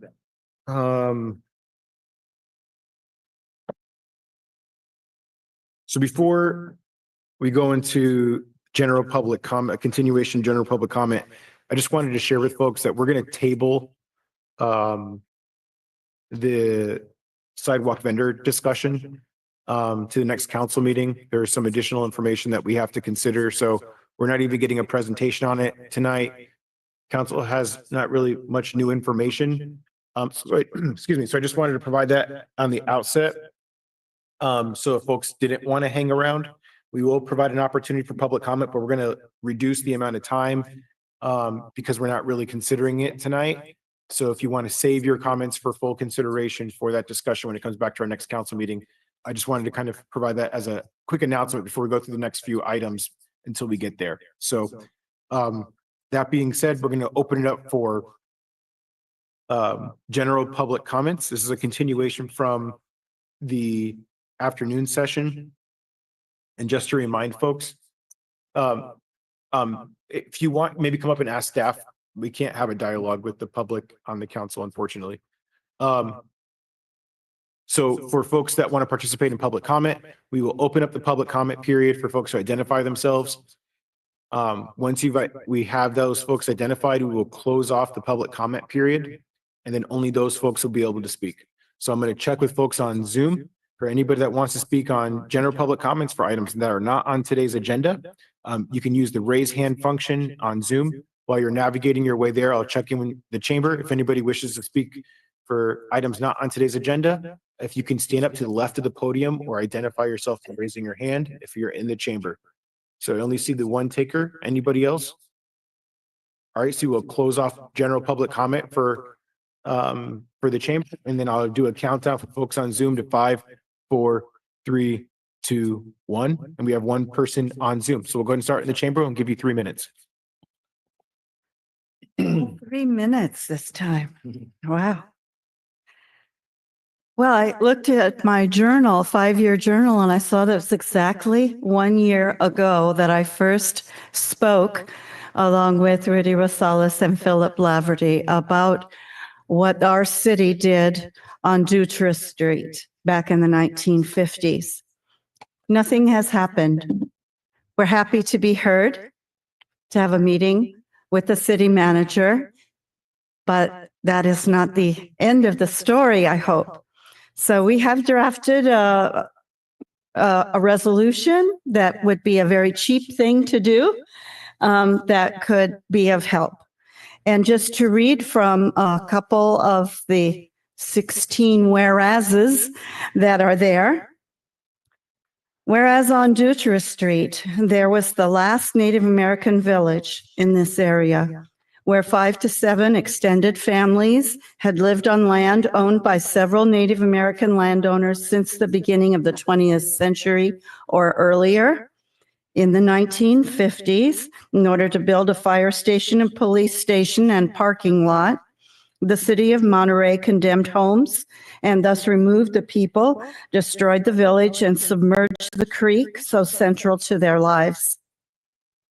This was a place that was home to workers who had helped to construct Monterey, were consultants to anthropologists, and were visited by other important people such as John Steinbeck. This was a place where tribal members, we call it a village because tribal members continued to gather for history and storytelling, singing and dancing, for tribal hunting and fishing expeditions, and gathering of plants for healing and traditional foods. all key elements of life, village life. Oh my gosh. So we suggest that the council resolve to apologize to Native American residents of Dutra Street, their ancestors and their descendants, who in Monterey were victims of institutional racism, prejudice, and discrimination. To the memory of those whose dignity was assailed, whose voices were silenced, whose homes and belongings were destroyed, whose community was destroyed and scattered, and whose stories, history, language, and culture, traditional life ways, and spiritual practices were lost or hidden due to our racism, fear, the need for protectiveness, or shame. We commit to programs, projects, policies, museum information, and signage that look forward to future cooperation that can educate the community about this painful history. Native American history will no longer be purged, forgotten, or minimized in the telling of Monterey's history. Thank you. Karen Brown, Monterey resident. With that, we'll go to our Zoom caller. Yes, our next speaker is a telephone caller with the last three digits 902. You can go ahead, please. I'd like to support the previous speaker. Thank you, Karen. I wanted to bring two things to the council's attention, the public's attention. The U.S. Navy plans to conduct training and testing exercises. This is Nina Beatty, by the way, in case I didn't introduce myself.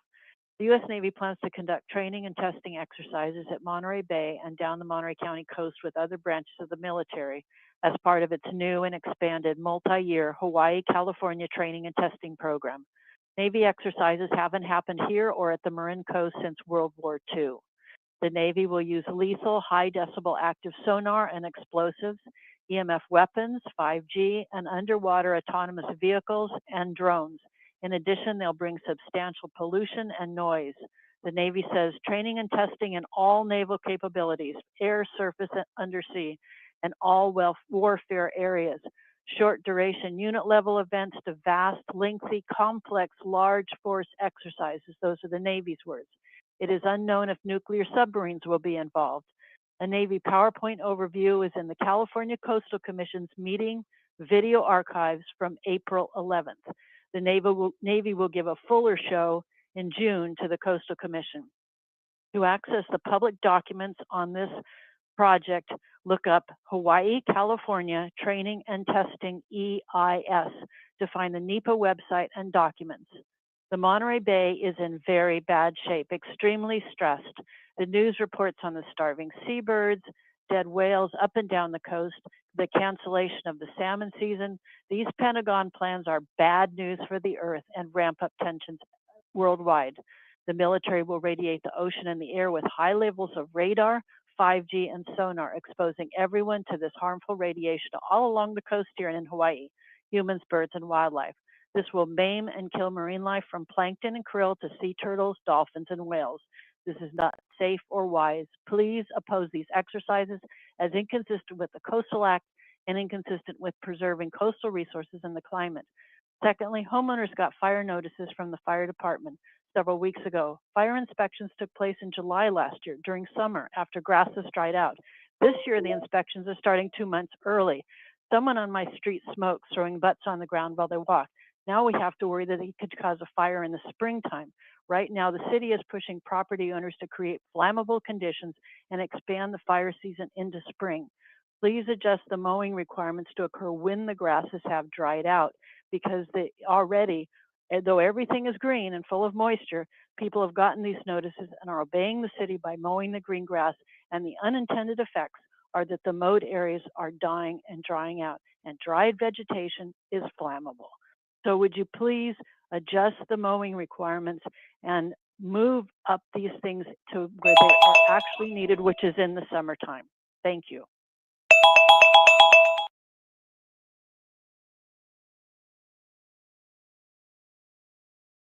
Okay, with that, we'll go ahead and close general public comment. And we will do announcements from closed session. Yes, so item 11, conference with legal counsel, two items there. One, Pacific Western Bank, the city, and Stronghold Engineering. Second one, Stronghold Engineering, Inc., the city of Monterey. This was an item in which on the unanimous roll call vote, confidential direction was given to legal counsel. On item 12, the conference with legal counsel deciding whether to initiate litigation. That item has no reportable action taken. And as you announced, Mayor, items 13 and 14 are being continued. Thank you, Nat, for that. And with that, we'll go on to presentations. Item number 15 is to recognize May 2025 as Asian American and Pacific Islander Heritage Month. And I'm going to pass it to Hans here in a second. Yes, here we are. Are you going to do a presentation, Nat? Is that what you're doing? I'll just quickly read through the proclamation that we have here, and then I'll pass it to staff for their presentation. Whereas Asian American and Pacific Islander Heritage Month is a celebration of Asian and Pacific Islander citizens and those AAPI descent. This month honors those who have heritage from all of the Asian continent and the Pacific Islands of Melanesia, Micronesia, and Polynesia. And whereas in 1978, spearheaded by the New York Representative Frank Horton and Hawaii Senator Daniel Inouye, the House and Senate passed a joint resolution proclaiming that the first 10 days of May as Asian Pacific American Heritage Week. In 1992, the observance was officially extended from a week to the entire month of May, being renamed in 2009 to Asian American and Pacific Islander Heritage Month. And whereas the fishing industry of Monterey Bay was in part started and sustained by the Asian Pacific Islander immigrants to the Monterey area, and whereas Chinese immigrants to the Monterey Bay arrived in the early 1850s and settled in the area that would later become Cannery Row, they used their extensive fishing knowledge to launch a commercial fishing industry, sending fish, squid, abalone, and more to San Francisco and as far away as Canton, China, and whereas the first Japanese settlement was established in Monterey in 1896, the first cannery on the Row, Pacific Mutual Fish Company, was owned and operated by a Japanese businessman named Ostaburo Noda. In 1932, the Monterey Peninsula chapter of the Japanese American Citizens League was founded and still continues to a cultural center in Monterey. And whereas groups such as Monterey Bay Chinese Association, the Japanese American Citizens League of Monterey Peninsula, the Filipino Community Organization of Monterey Peninsula, the Monterey Bay Lion Dance Team, Ilani Okekai Outrigger and Cultural Center, and Na Uwamana Studio continue the legacy of the AAPI community in the Monterey Peninsula area. And whereas the theme of 2025 in Asian American and Pacific Islander Heritage Month is legacy of leadership and resilience, as designated by the Federal Asian Pacific American Council.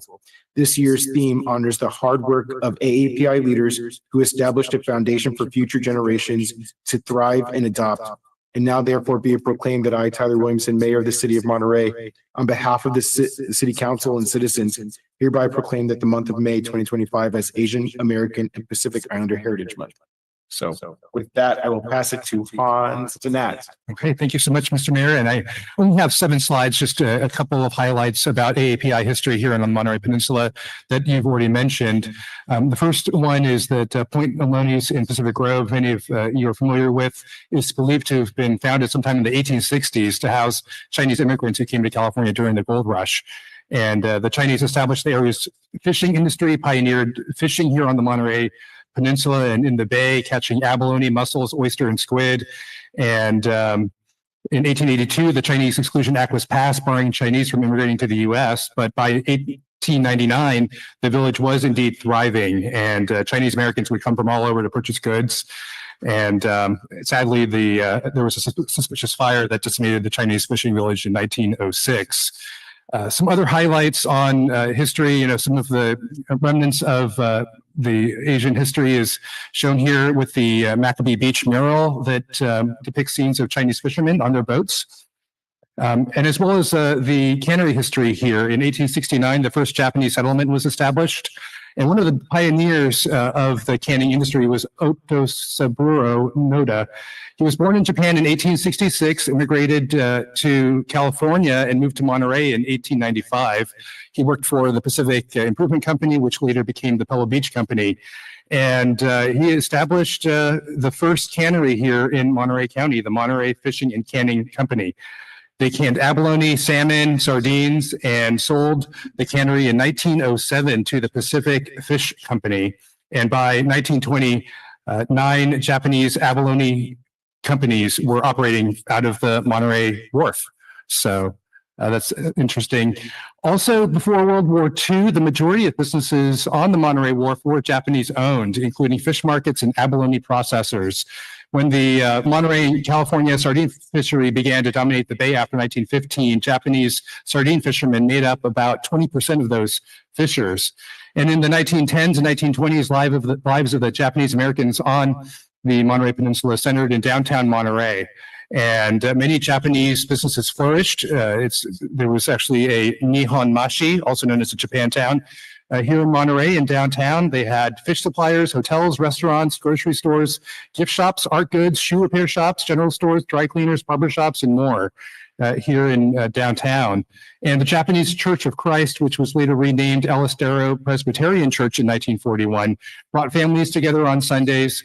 And the JACL Hall, the Japanese American Civic League Hall, continues to be a rich center that bonds Japanese families with a variety of programs, services, and events. There were also several Chinese businesses that operated on Washington Street and on Franklin Street as well. Many of you know the sad history during World War II. There were about 120,000 Japanese Americans that included U.S. citizens that were forcibly relocated and incarcerated in internment camps. And after the end of World War II, many of the Japanese families came back to the peninsula to reestablish their lives. And they were welcomed back and greeted with courage and compassion. On May 11th, 1945, in the Monterey Herald newspaper, there was something called the Monterey Petition. And it was an advertisement supporting the resettlement of concentration camp prisoners. More than 440 Caucasian residents signed it. That included John Steinbeck and Ed Ricketts. And it was a very unique public welcoming back of the Japanese Americans to the Monterey community. And that was really unprecedented at that time. Obviously, due to other economic circumstances, Japantown no longer exists, but there are still some remnants of that in our local history. The Filipino community is also one that's established here. Other AAPI communities continue to have a presence here since 1940. There is a Filipino community center on Pearl Street. And also the DLI does play a major role, Defense Language Institute, over the years in not only other cultures, but also the Asian and American Pacific Islander community. You know, I've personally met a number of Thai residents here in Monterey who came here because their parents taught the Thai language at Defense Language Institute. And that's the same for many of the other languages as well. So language instructors and support staff are typically native speakers who bring their culture, their families, and support systems to our Monterey community.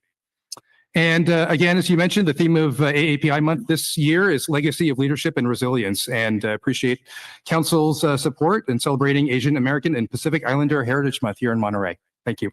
So thank you, Nat, for reading that for us tonight in that presentation. It's always good to learn our history so that we can find a way of not repeating harms of the past. And I think that there's an expectation of us that we look not only externally in regards to what we can do collectively as a community, but also internally and looking at our structures that have formulated some of these historical harms that have been created. So again, thanks, Nat, for that presentation. We'll open it up for the council for any comments, questions. Do we have anybody in the audience that might be here that is going to receive that petition tonight? Or I don't think so. Okay. Yep. Okay. Did you have any? No, I just echo what you said, and the petition or the recognition is important, and history is always important in Monterey, and especially the ones that really founded Monterey with the first Americans. And so I think it's great that we can continue to identify this and recognize this, because we have so many of the all the different cultures. I guess what I'm trying to say is there's so many people from so many places in the world that we recognize the fact that our community is built on diversity and inclusion from so many different folks that have come from all across the world. And so as I think back to the days when I was in school, many friends that I had were Chinese, Japanese, African American. My father came from Georgia out of the military and came home, and one of his best friends that he worked with in a grocery store in Pacific Grove was a Japanese American man. So it's just rich with history, and we do not want to ever forget that Monterey is unique and different. It's different because of our path, and our path should never be forgotten. Thank you. Thank you for that. All right, and with that, we'll go ahead and open it up for public comment. So check with folks on Zoom. You can use the raise hand function. In the meantime, I'll check in the chamber. Anybody in the chamber wish to speak on this item? Okay. So seeing none, I'll go back and check on Zoom, do a countdown to 5, 4, 3, 2, 1. We have nobody on Zoom. So thank you, everybody, for joining us in this recognition. With that, we will move on to consent. Thank you. Consent agenda for the evening session. Does the council wish to pull anything from consent? Any comments, questions at this point? Okay, seeing none, we'll go ahead and bring it out to the public. If the public wishes to speak on any of the consent items or pull an item, this is your opportunity to do so. So we'll check with folks on Zoom to use the raise hand function. In the meantime, I'll check the chamber. Anybody in the chamber wish to speak on consent? All right, seeing none, we'll go back and check on Zoom, do a countdown to 5, 4, 3, 2, 1. And there's nobody on Zoom, so we'll bring it back to the council for motion and deliberation. Make a motion to approve the late consent items 16, 17, and 18. Second. All right, any other discussion? All right, roll call vote, please. Councilmember Barber, Yes. Councilmember Smith, Yes. Councilmember Garcia, Yes. Councilmember Rash. Yes. And Mayor Williamson. That's a yes for me. With that, we'll go to our public appearance. Item number 19 is to receive a presentation on the state of our city's infrastructure funding needs. So just as a high level intro into this, we've had a lot of conversations for anybody that's been paying attention to our last few council meetings around all the infrastructure needs that exist within our community, whether it be the public safety facility or Wharf 2 or the over now $300 million in capital improvement needs over the next 20 years that exist within our community, whether it's the library, deep costs as it relates to our infrastructure needs. So I appreciate staff spending some time on looking at where the opportunities are as far as funding these various needs. And with that, I'll pass it to Hans for staff introduction. Thank you, Mr. Mayor, City Council. This is the start of a basically a two-part presentation tonight. Our Public Works Director will remind all of us where we are with respect to our infrastructure and funding needs for many of our buildings, facilities, and other assets that we own and operate here in the city of Monterey. An asset is an item that pops up on the balance sheet on the left-hand side. That is basically something meant to be positive. An asset is something that has future value. An asset is something also in general accounting principles as something that will bring you benefits, future profits. And on the right-hand side of a balance sheet, you see the liabilities. You see how much you owe and what you have to do. And the challenge that we have here in the city of Monterey is that we have quite a number of assets. And what we have to figure out over the next couple of months, maybe 10 to 12 months, is some of those assets are not assets. They belong on the right-hand side of the balance sheet because they have become liabilities for us. I will give you a very neutral example that may not raise a lot of emotions, and that's why I selected it also. But if you look at some of the buildings, the office buildings that we have not far away from here, there's a house that we call the Gordon House. It was built by the first Australian lumber that was shipped to Monterey in the 1800s. That building requires, has 3 to 4 employees right now in there. That's probably also the max we can house. But that building requires a substantial amount of money to be restored, rehabilitated, which is probably something to between $750,000 to $1 million. So how much money can we actually, how can we spend those funds in rent if we rent an office space? Or how much money would we actually make if we sell that building and allocate that funding somewhere else where we actually need it and house those 4 employees somewhere else? That's just one example of where we have an asset that really is a liability that foreseeably will consume $750,000 to $1 million in general fund money to restore the sinking floors there, do it all historically accurate, and all what we do is our housing for employees there. So those type of questions we have to ask ourselves when we look in the future at a lot of our assets that we have here in the city. They are cherished. We like them. We love them. But the question is, can we actually continue to afford them? Tonight, the Public Works Director, Andrea Rennie, she will present a quick overview over all the different items that we have over the course of the past 2-3 years now, being able to quantify and tell you also how much it will cost to maintain them.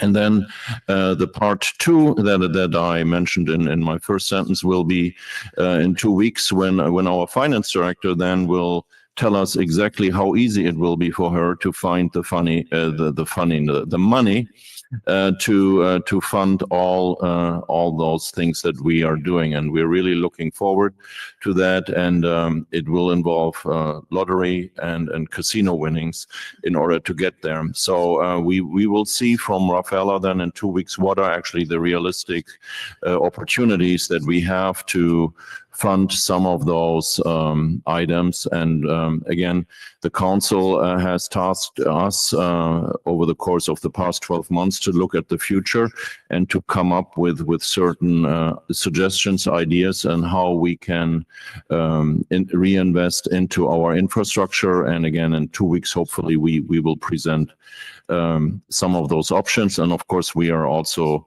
at that time, at the beginning of collecting all good suggestions and ideas that may come from the public. And I know also the council has quite a few suggestions to make.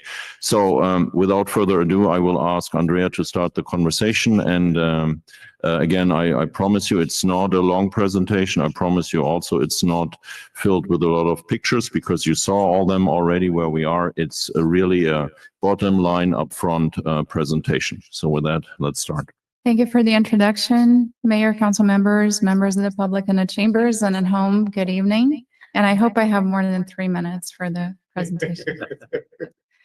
So here we are a year later, and we have a few updates. And so we'll get started. So next slide, please. What do we maintain in the city? So we maintain 2 wharfs, and you received a presentation in April on Wharf 2. We have our marina. We have our parking garages and our surface lots, and both marina and parking are enterprise funds.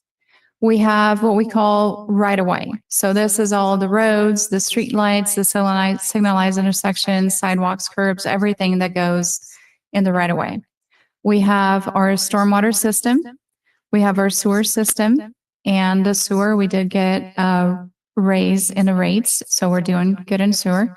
We have a stormwater fee study in place right now, and we also have a marina fee study in place. So what we're doing is we're trying to look at our fees, make sure that they're consistent and that they are within market. We also have a beautiful rec trail. We have bike facilities, and not in a slide, but we also have 36 parks and open spaces that need maintaining. So in the right of way, We have a tunnel, for example, that was built in 1967. And then if we move to the big portion, we have 97 city facilities. So over 396,000 square feet of facilities. We have fire stations 12 and 13 that were built in 1951. Fire Station 11 in Monterey Police Department, 1959. Great year, right, Hans?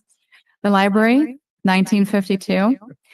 And our wharves, again, built 1913 and 1926. And a sports center that was built in 1992. And that seems like, what, 10 years ago, but it's not 10 years ago. I was alive then. Yeah. Were you 4? Yeah, about that, yeah. Next slide, please. So what do we do in 2024 and 2025? We had a consultant, and I want to give huge kudos to Chris and his team and Andrew and his team. They've been working relentlessly on numbers and seeing what we can do, going through all of these assessments, going through inspections, evaluations. And then we also have the transition plan update that council approved, that our assistant city manager brought forward. So again, we're refining, and all these numbers change a little bit, and you'll see that they've even changed from the time I wrote the agenda report to today. Next slide, please. Okay, so this is what we're looking at for a draft CIP budget for this fiscal year.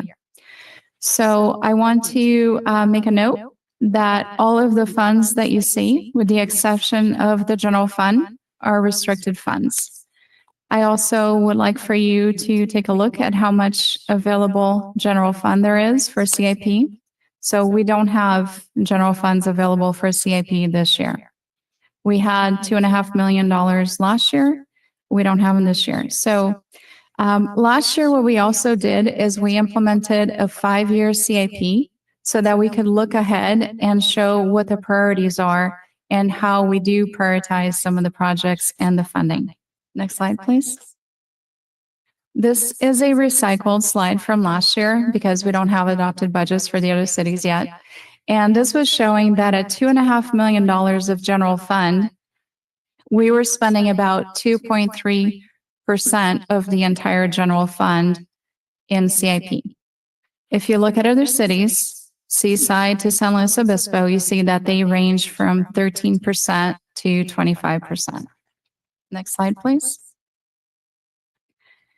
Okay, so now we're breaking it down by funding source. So you see the big, huge green slice, that's Measure S.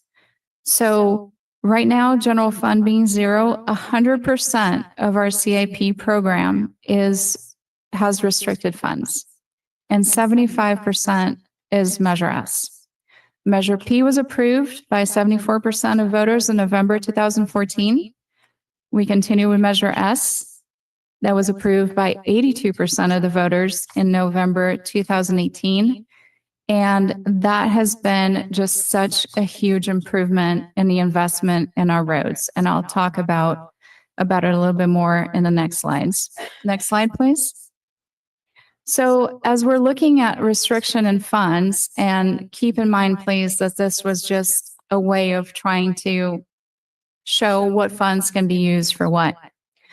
So for example, I split right-of-way items into 2 different things. And it's not that Measure S doesn't pay for some signal work. If it's related to ADA, it does pay for signal work, but it does not pay to replace all of the signals that we have that are failing. So if you look at wharf number 2, for example, we can use marina funds for wharf number 2, but not for wharf number 1. If you look at facilities, do we have facilities that can be funded through marina entitlements? A very small portion, because they would have to be within those boundaries. So that's why I just generalize a little bit, because the majority cannot be funded through those funds. So the common theme here, you can see, is that the general fund is the one that can be used for almost everything. So it is unrestricted, and there's just a huge competition for general funds. Of what we use Measure X, and that's the bottom line, is we usually do Measure X for a lot of mobility grants and other things that we normally would not have the money to do. So when we use Measure X, for example, for Casa Verde and Del Monte, what we're doing is using Measure X to apply for the grants, use the money for local match, and we're saving Measure S money and other funding sources like the general fund. Next slide, please.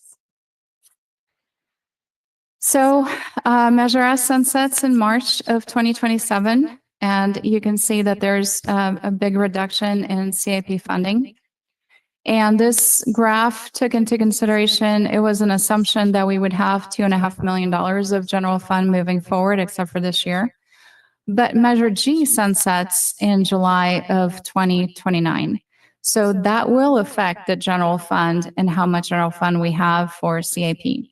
And the other one also is Measure X sunsets. I know it seems like so far ahead in the future, but it'll be here faster than we know it. It sunsets in March of 2047.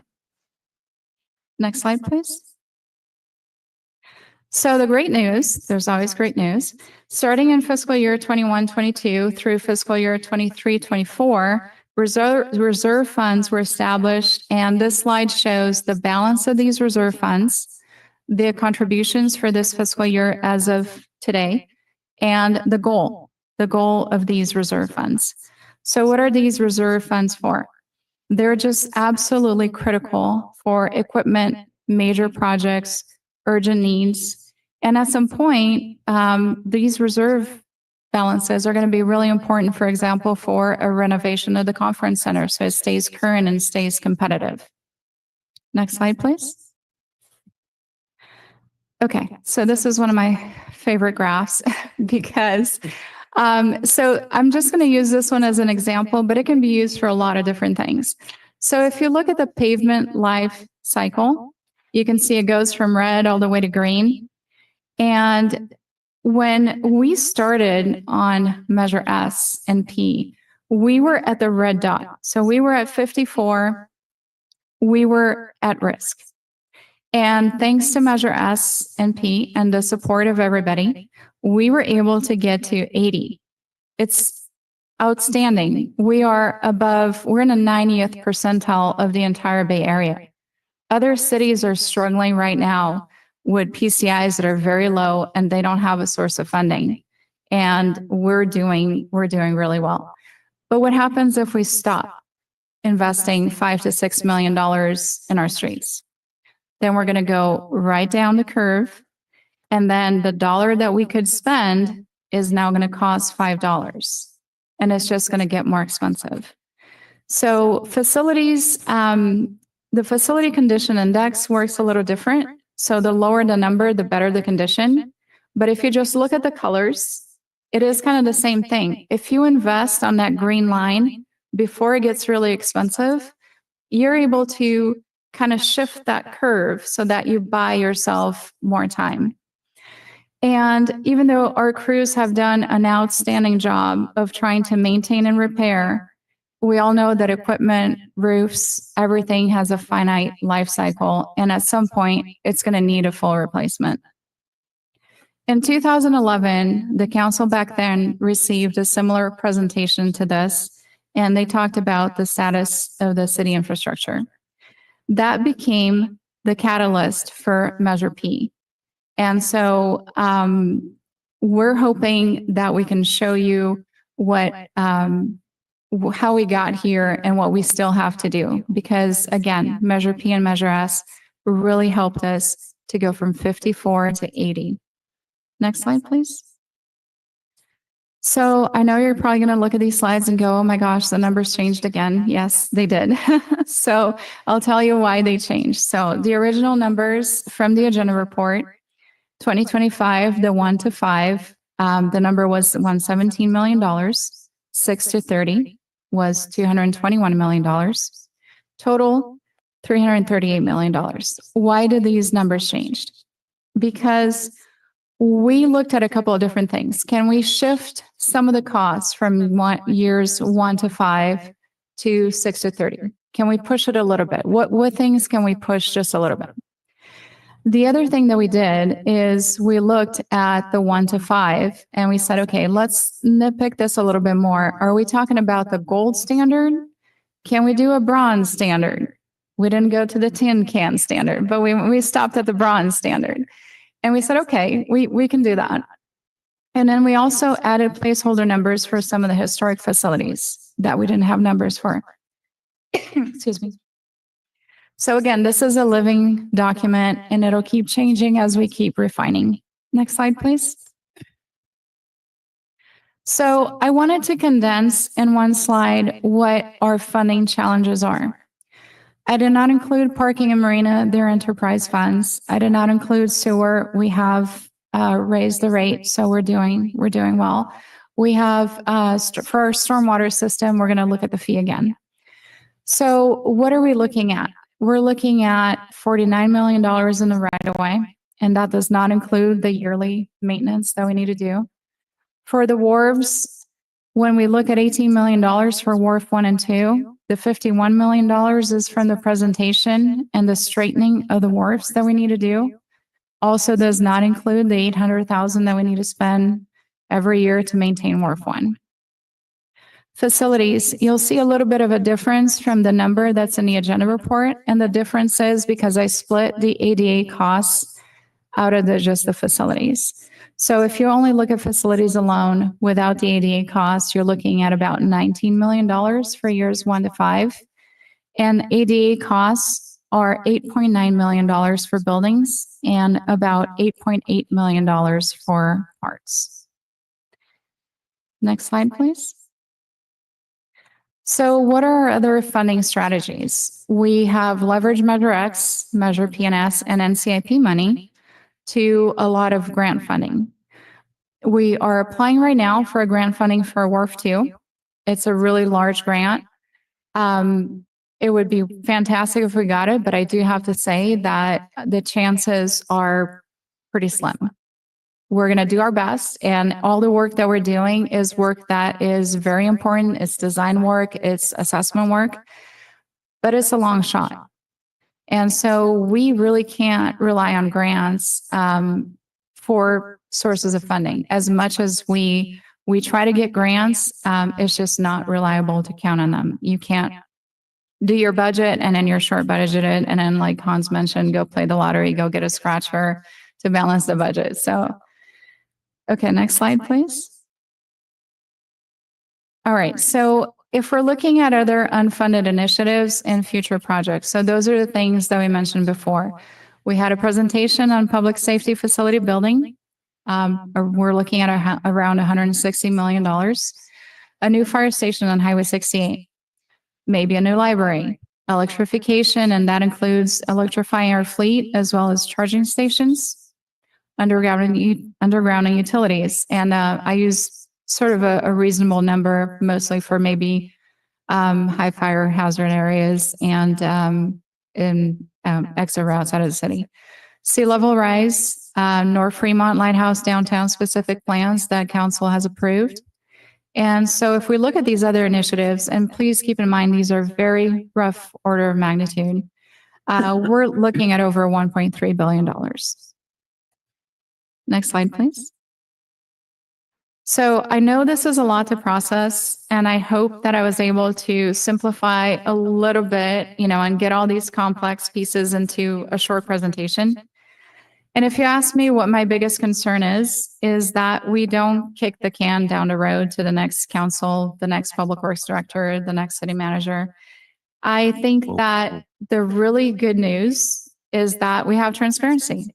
You're very aware, knowledge is power, and we have a good handle on what we need. So the other really good part of this is we have a great team. We work hard, we have creative ideas. And I know this is tough. I live in Monterey. I've been with the city almost 25 years. I raised my family here. This is a tough presentation. I care a lot about Monterey. So there are going to be some choices and some priorities, but I think we have an outstanding team that can take this challenge, and we'll take any questions. Awesome. Thank you for the presentation.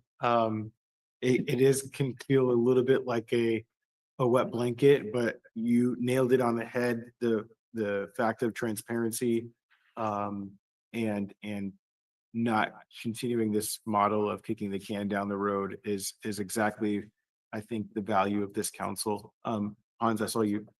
Yes, so in preparation for this tonight presentation, Andrea and I had a plan that dates back to President Obama's White House dinner in 2015, and when Obama was speaking in front of the journalists of the White House press corps, he used an anger translator to because Obama is a very cool customer as a president, and people said he doesn't show enough emotion. So he hired an anger translator that stood behind him and translated certain things that Obama said in Obama language.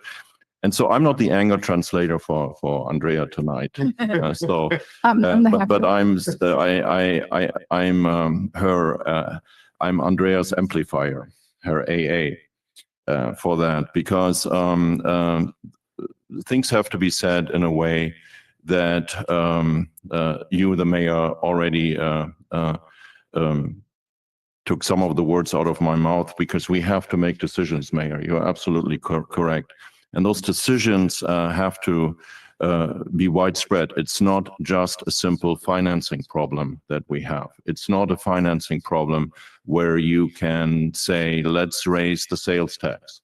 The sales tax is maxed out. There's nothing we can do. You cannot say, well, let's bond ourselves out of this situation. Yes, that's an option, but there is a natural limit of how much money you can bond for. And we will run an analysis on this as well, but it's not a lot of money. I can share that with you already. It will not pay even 2/3 of a public safety building, what we can bond for. And so what other options are there? Parcel tax is there, so let the property owners pay for everything. Is that a solution, or shall we look at other options? And those other options is, as I described it to you, we cannot finance ourselves out of this challenge that we are facing. There is no financing tool. There is no magic bullet that will all of a sudden provide us with that funding. If you bond, the bond givers will ask you, okay, show me your revenue source to pay back a 20 or 30-year bond. So where's the revenue source coming from? We have identified clearly that measure P and S is helping us tremendously in our infrastructure and helping us with streets. And Andrea has made the case to show you what will happen if we are not keeping up with the maintenance of our road systems. We have a measure G sales tax that was 0.5 cent. That pays was a general sales tax that pays for a great deal of our ongoing day-to-day operational costs that we have here in the city. So when you look at that, we have to ask the very, very uncomfortable questions that I, as the AA, want to ask on behalf of the Public Works Director. Because we cannot let the Public Works Director ask those questions and I just sit here. We have to ask those questions, being part of this community and being part of the leadership of this city organization. What kind of services shall we dial back? What kind of services shall we dial back? We are delivering prompt services to everyone in the city of Monterey, but where do you think we can maybe maintain parks differently than we do right now? Where can we maintain beaches differently than we do right now? Do we need to have a library open 5 days, 3 days, 6 days, 7 days, as some people saying? Is that necessary? Do we need to run a conference center as the city of Monterey? Does this make sense? Do we have to have a sports center? Do we need to have 4 operational rec centers with an additional one rented out for absolutely cheap to First Night Monterey? Can we afford that asset to be rented at that price? So we have to ask a lot of those hard questions over the next couple of weeks and months. The community has to be part of that. And we have to ask also all those questions about certain things that are sacrilegious. We have to talk about the NCIP. The NCIP is by city charter allocating 60% of the TOT into the NCIP. Okay, to what degree can the NCIP step up even more and fund part of the infrastructure? Can the NCIP be a revenue source for our potential bonding for facilities? Can the NCIP contribute to that? We have to ask those questions, and that's not heresy. That is just due diligence. And at the end of this process, the community will decide if they need a WARF 1, if they need a WARF 2, and if we need a WARF 2 at that length for very, very small numbers of fishermen and fisher women.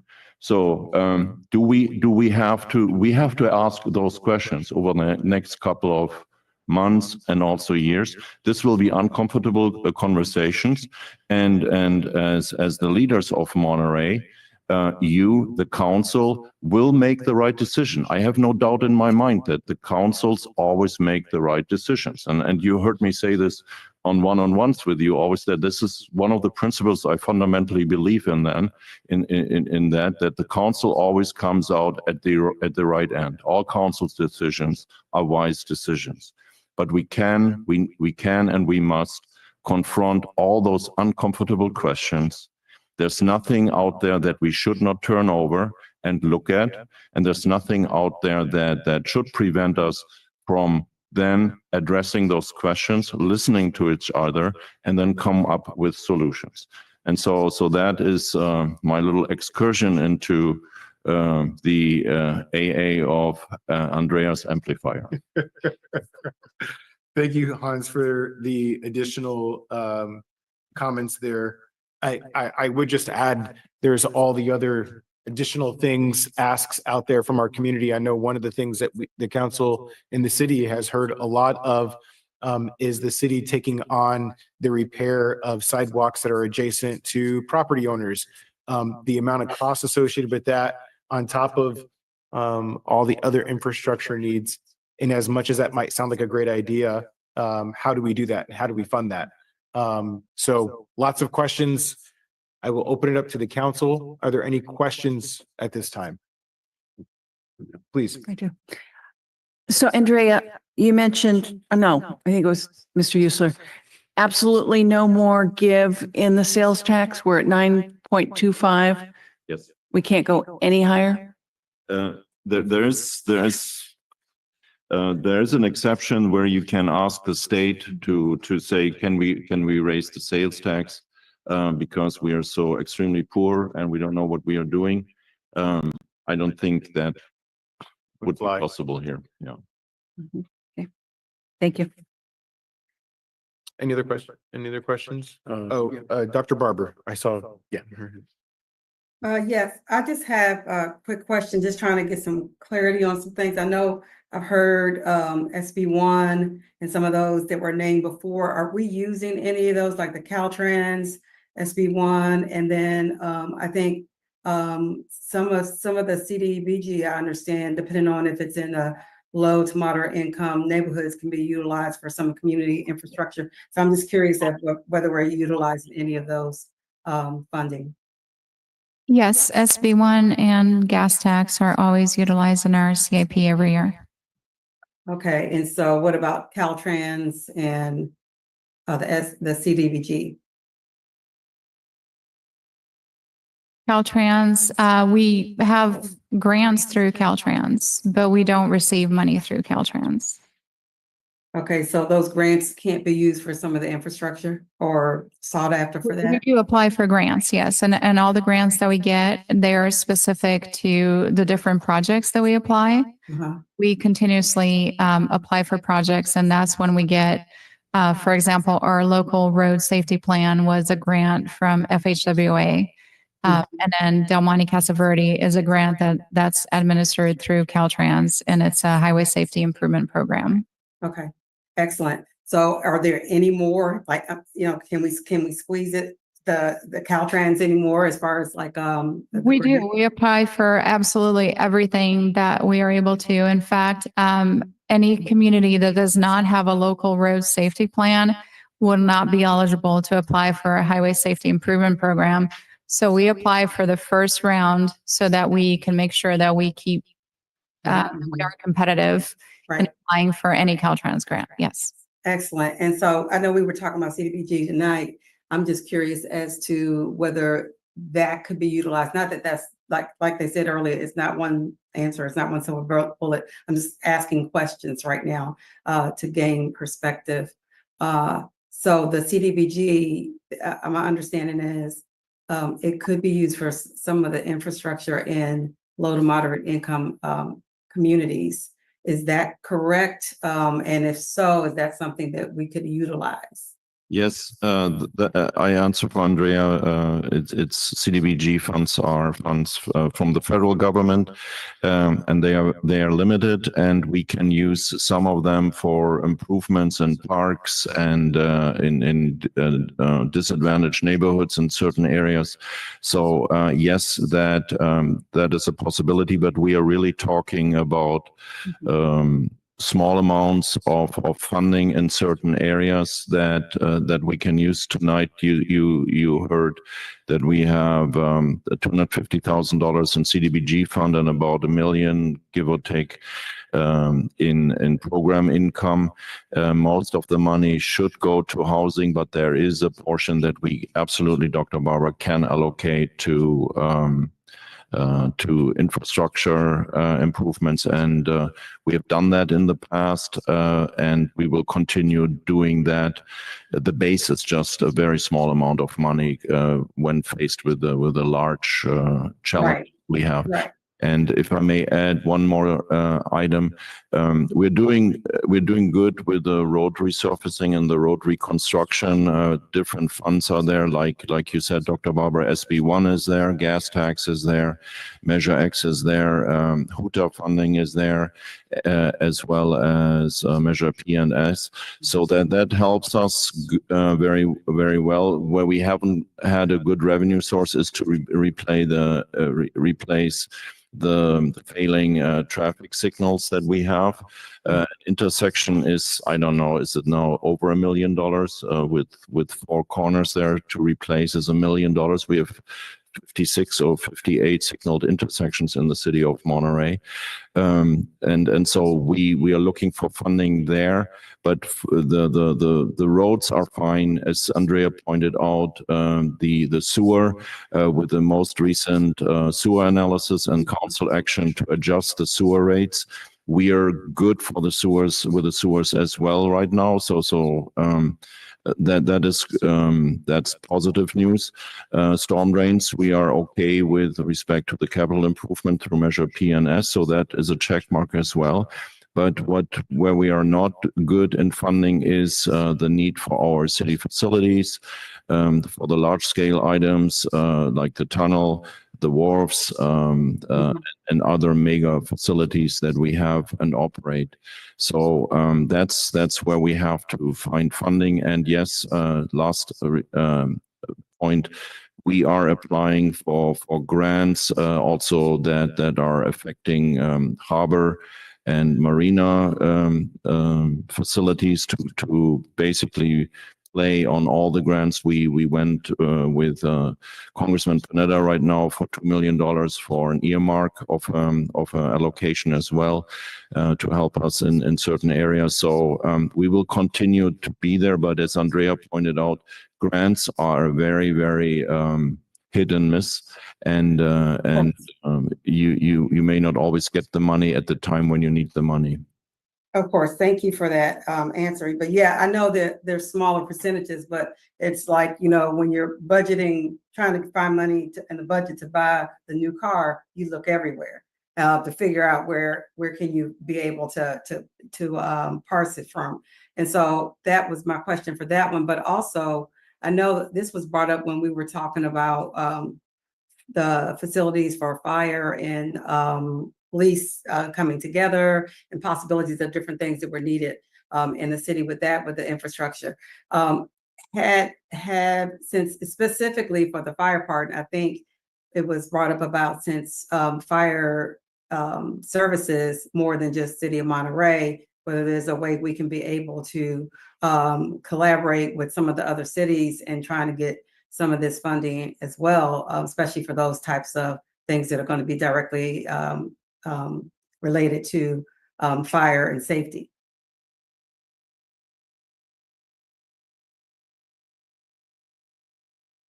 So that's a question.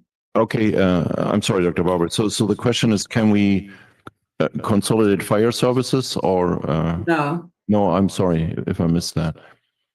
So the question is, can we be able to utilize other funding from other cities that we're servicing through the fire and safety since they utilize that service? So, and getting some of the facilities such as the fire, police, when we had talked about kind of combining it, would some of that money be able to be used for that, since it would actually directly impact fire and safety, which we're servicing their communities?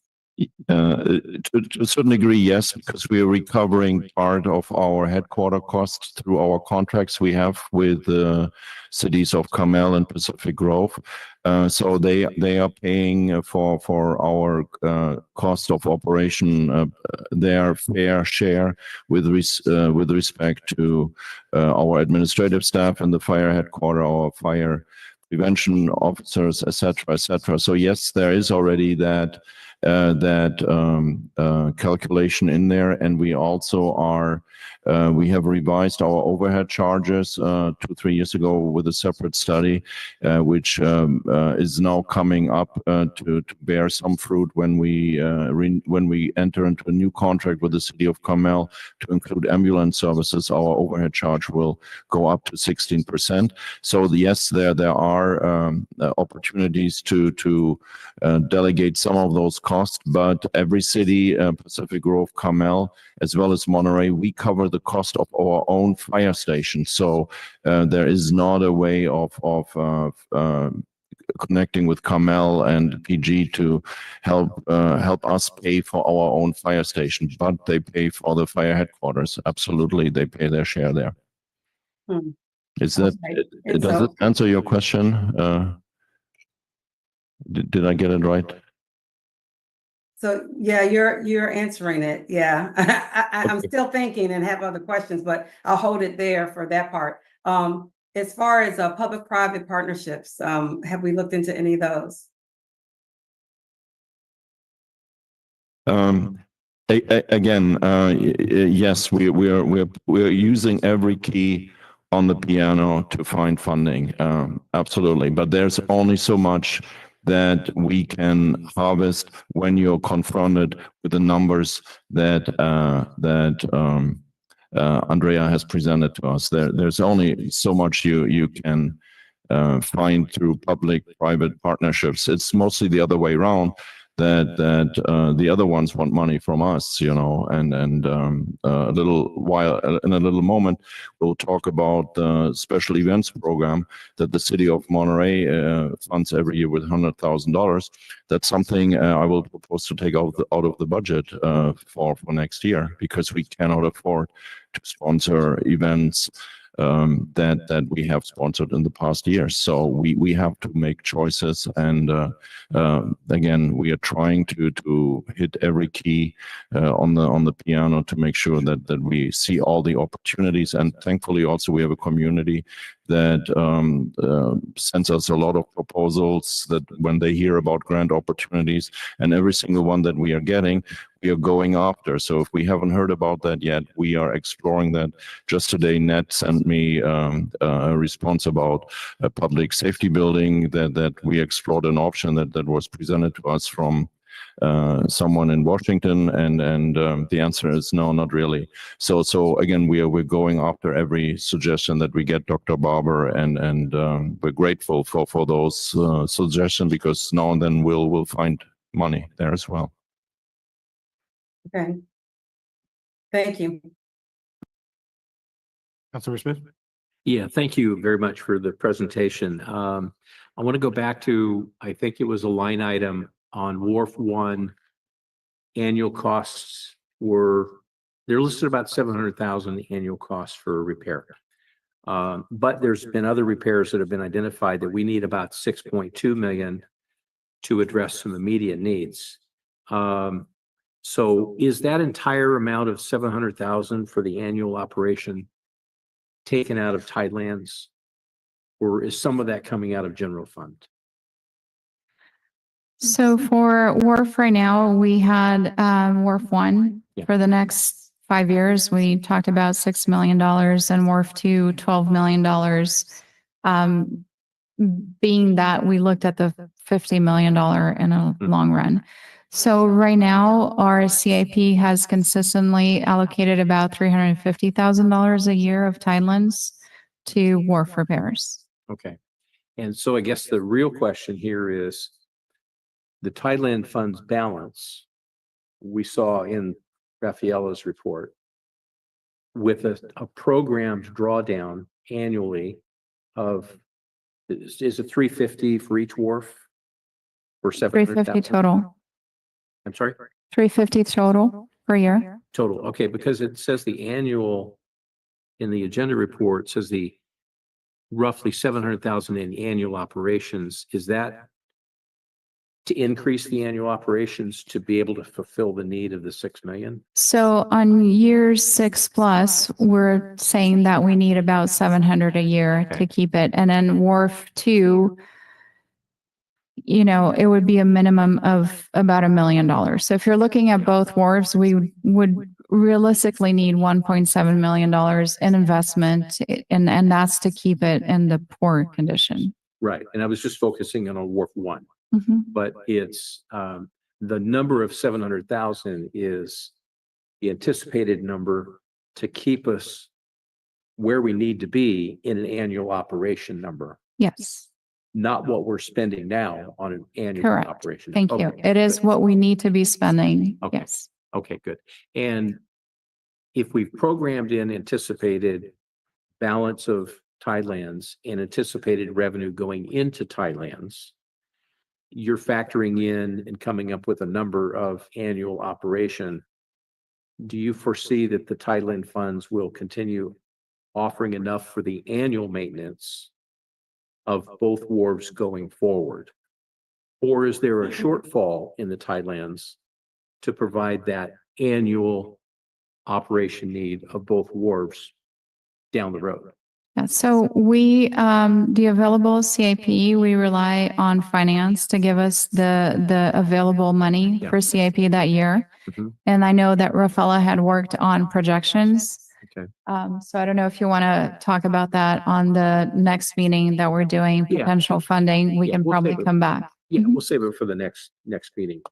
That's the only questions I have right now. Okay. Yeah, thanks.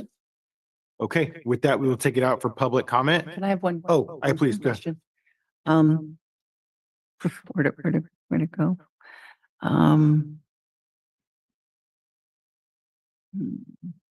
I'll get in. This happened to me one time in 3CE. Remember that? Yeah. Oh my Yeah. gosh, it was really embarrassing.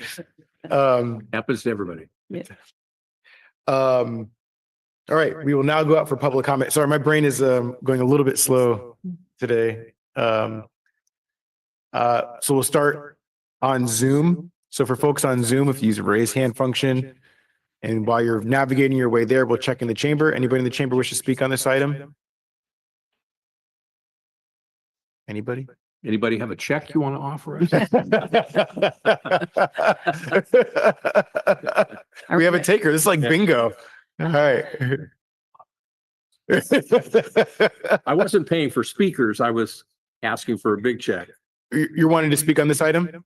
Okay, just give me 1 second here. We'll just do a quick check with folks on Zoom. Do a countdown for 5, 4, 3, 2, 1. We have 2 on Zoom, so we'll go ahead and start here in the chamber. Since we were talking about fixing things, I was personally kind of concerned about the area where the city parking lot is at the wharf. And all the way down to the wharf, there's this area where the beach area is. I mean, the waterfront, and they have like these big boulders along the little walking area. And when the seals came and we had like 200 or 500 of them sitting in that area, it actually corroded. And so little by little, the dirt wall is ending up in the ocean, created actually a beach area. And it started about like this, and now it's like this big. And some of the area is actually this close to the boulder. And so if it's not reinforced, eventually these boulders going to end up in the water. Perfect. If you wouldn't mind connecting with staff here and making sure that we get exactly where that is so we can make sure that we get that addressed. All right. And with that, we will go to our Zoom callers. Adam, you can go ahead first. Good evening, Mayor, Council members, and staff. My name is Adam Pinteritz on behalf of the Monterey County Association of Realtors. I wasn't planning on speaking to this, but I do appreciate that there was such a thorough report and all the hard work that staff put into this. But most of all, I'd like to highlight some of the very wise and difficult words that our city manager shared with us, which is that there's only so much we can do. There's only so much money going around, and we're going to have to face some very challenging decisions. And I think that's an important reality to face, and I deeply respect the entire council for seeming to acknowledge that. Thank you.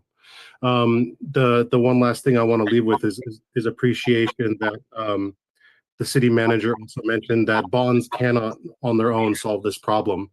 And that's important because bonds ultimately it's not free money. And so bonds increase the cost of housing, which I know is something that this council has been trying to deal with, housing affordability. And so I just want to appreciate that we have to have the hard conversations. We can't just pass some bonds and ultimately build this to our futures and build this to housing. So thanks for your consideration, and I look forward to the ongoing conversation. Thank you. And our last speaker is Stacy. You can go ahead. Good evening, Mayor, council members, and staff and the public. My name is Stacy Alziba-Perkins. I'm the Executive Director of Gathering for Women Monterey. I had wanted to speak earlier, but I wasn't unable to join the call. But since Councilwoman Barbara brought it up, the funding for CDBG is actually crucial to our housing or women that are not housed in our community, our neighbors. It's also important for our other service providers within the community. We want to thank you for your support in the past of our work. It's very important for those that are suffering and on the streets. And we appreciate the fact that you have such a difficult decision coming forward.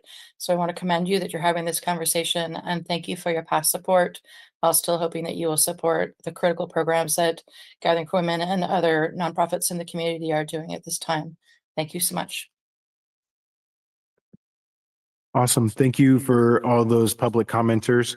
We'll bring it back to the council. I have my question. Oh, perfect. Good timing.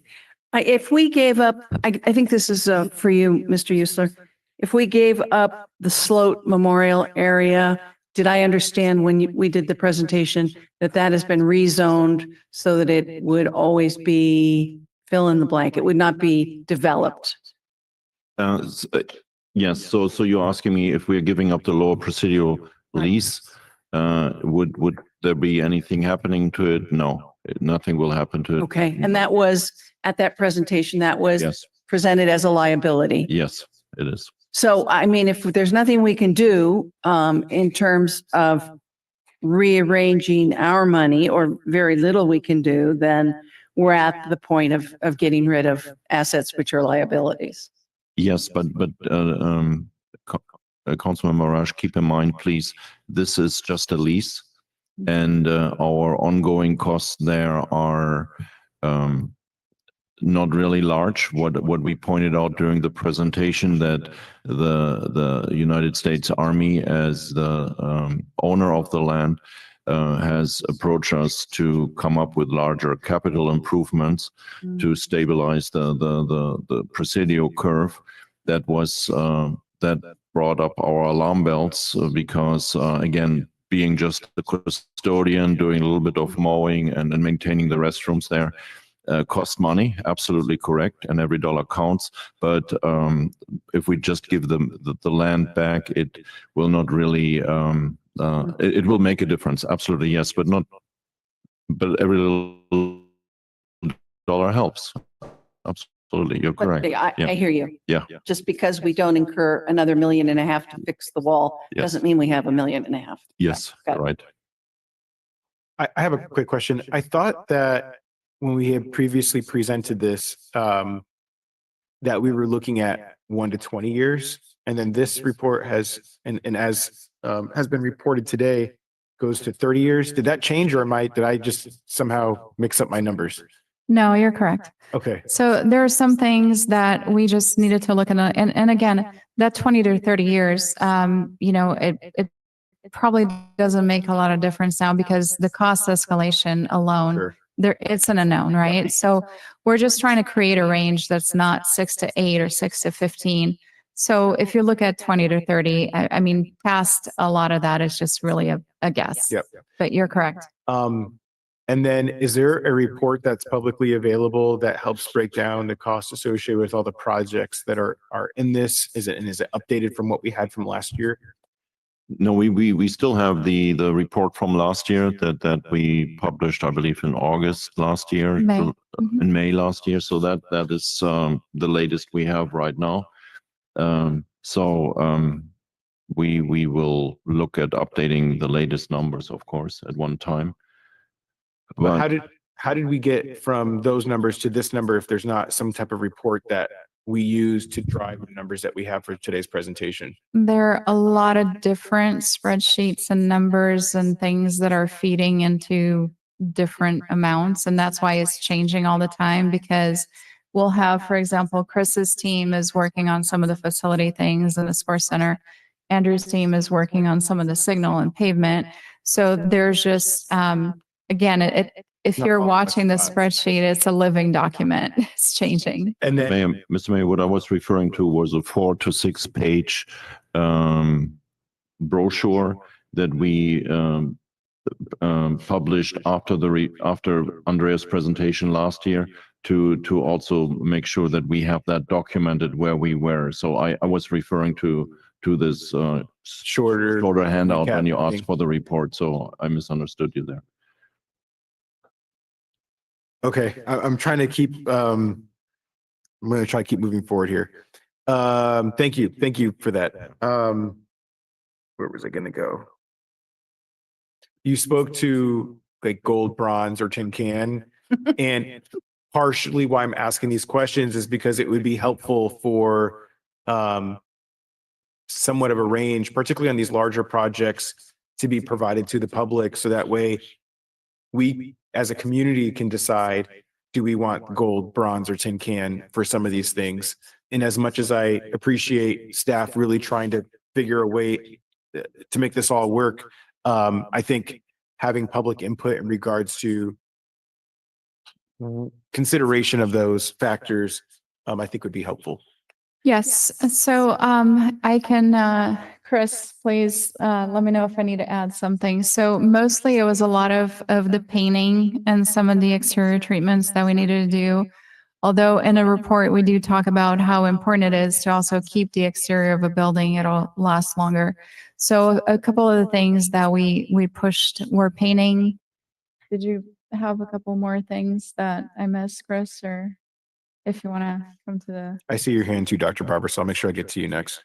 Yes, so Chris can tell you. I mean, it wasn't a huge difference, but we really try to look at it to make sure we're not just, doing platinum and everything that we're supposed to. So, Chris. Yeah, so there are 900 items just for the buildings alone that we looked at for the facility condition assessment. And we've gone through there, and that 900 items is just the 0 to 5 years. This condition assessment goes out multiple years. So we are in the process of going through and looking at it item by item and saying, does this make sense? When we're talking about the platinum, gold, silver, bronze, I'll give you an analogy, right? So painting is a good one. The facility condition assessment will say, well, if you want the gold standard, you're going to have a building painted every couple of years. It's going to look nice. You're not going to have that flaking paint. But when you go down to more the silver, the bronze, well, we're not going to have the funding necessarily available to keep that building looking in that pristine condition. Now, it's a kind of a trivial thing, paint, when really we're not talking so much paint. We're talking about boilers, HVAC units, roofs, large scale, large items that are big in number. We also have a lot of little items too that add up to big dollar amounts as well. So we're in the process right now of going through those. and making that, does this make sense? We're also looking at, does this make sense to do this now? The condition assessment says, well, a roof should last 30 years. Well, if that roof isn't leaking and it's 29 years old, we're not just going to go replace the roof. We're going to do it smartly, right? But sometimes we have a roof that's 25 years old that's full of leaks. We're putting a lot of money into it. So those are the things that we're doing right now to make sure that we're not just, blindly proposing these projects. But the magnitude is large. And I will reiterate, when you have a leaky roof and you don't fix it, it can cause big structural issues down the road. For example, again, it's a metaphor. But if you take care of that leak, it's far cheaper to take care of that leak than having to deal with larger structural issues of the building. So if that makes sense, that's what we're working with here. So Thank you for that. Yeah, clearly this is a massive problem that's complex. Andrea hit it earlier, kicking the can down the road. We need to get rid of that. Part of what I'm concerned about, I'm going to try to wrap up my comments with these last few things here before I pass to Dr. Barber, is we have fortunately created these reserve accounts for parts of our major pieces of infrastructure. But we're like taking out of that, as we go along here, and this next year's budget, we're looking at a minimal contribution to those that doesn't really, in my mind, help us keep up with where we need to go as it is associated with those. So not only do we have these huge dollar figures for the infrastructure needs of today, let's say next 5, 20, 30 years, but how are we also developing into our strategy resiliency and our reserve funds so that we're not continuing to kick the can down the road?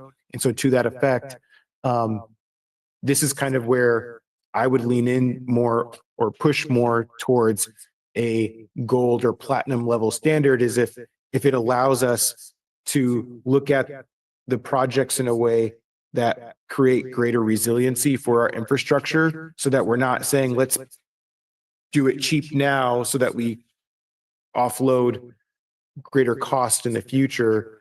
So I think these are all things to weigh for us to have a deeper conversation, and I look forward to it. So with that, I will pass it to Dr. Barber.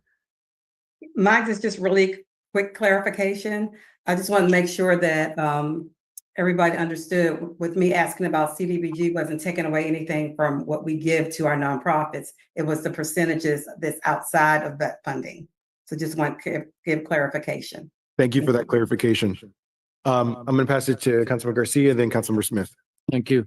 Just a comment touching on what Mr. Mayor just shared, and also what's been brought up during the presentation.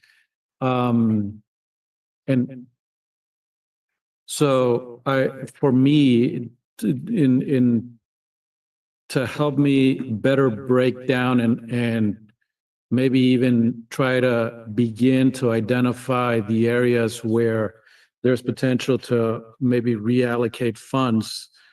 We're talking about big numbers here to the tune of billions, or $1 billion.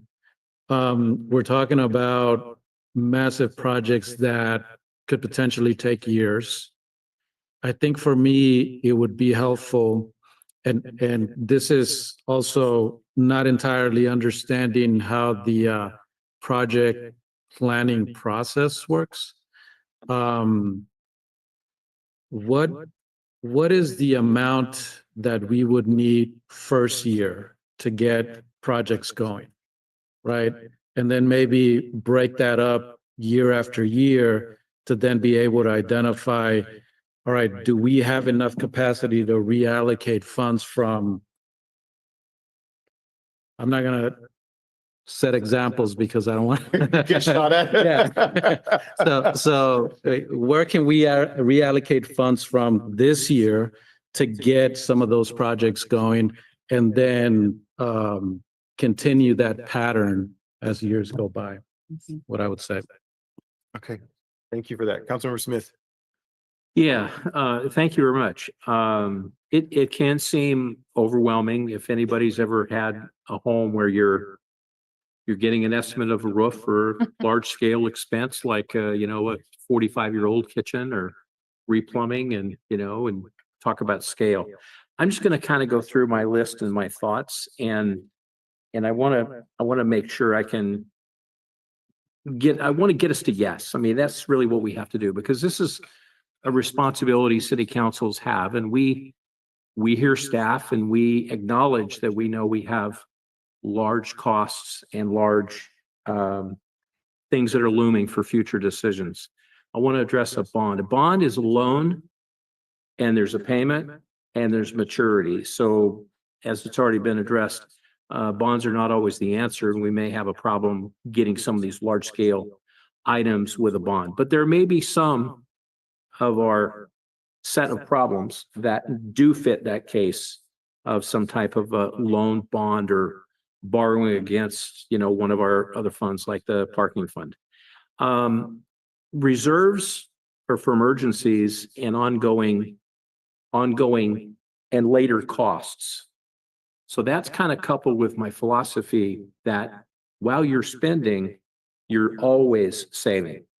To some measure, we're on a path and a commitment where we have put a lot of money in our reserves. I think that's a really good thing. We've raised the level of the amount of contributions to the reserve funds. And I'm not a proponent of saying, stop doing the reserve donations. I think what we need to do is be judiciously spending as we needed to when we have the funding, but continuing to save. Because if we stop the savings, that hurts us in the long run. But it's the amount we save that's important for us to get the reserves from each year of budget particularly accurate. But that should come back to the council. We should all talk about that when it's the right time. Costing, I forget that. I don't know what I was saying. These are just rough thoughts. Taxes coupled with Measure X, Measure S, TOT, potentially NCIP contributions. They're always graded each year. All of those things feed the need, mostly operations, but does not satisfy the major need for large scale CIP. To large measure, we are in pretty good shape with, as Andrea has reported, with sewer, road maintenance. We have reserves, parking funds in good shape. Sewer has been re-estimated in terms of now we're not losing money each year on the sewer fund. We're actually where it needs to be. So we do have some gold standard when you look at what we do in policy. So, but I see the real motivation that this council should be thinking about is how we trim the costs in our annual operations and making the nexus. If we do trim, if there's a nexus to what we're trimming and it costs us revenue somewhere, then we need to be careful about those cuts. In other words, you never want to cut something that's actually generating revenue. So that's just a standard way of looking at it. But we do need to be careful and find ways to trim. I see our priorities as CIP. We need to have money to take on these large scale projects. I see this as incremental decisions in the future. This isn't like one big voting night where we have one big decision point where we come together and we say, okay, there's 120 million for the public safety. Okay, we commit to 50 million for the wharves. I don't see it like that. I see this as an incrementally slow process with additional information coming in where we're scoping, reviewing, looking at the recommendations from staff and some consultants where we're actually fine-tuning the actual costs for a number of the projects in the coming next couple of years.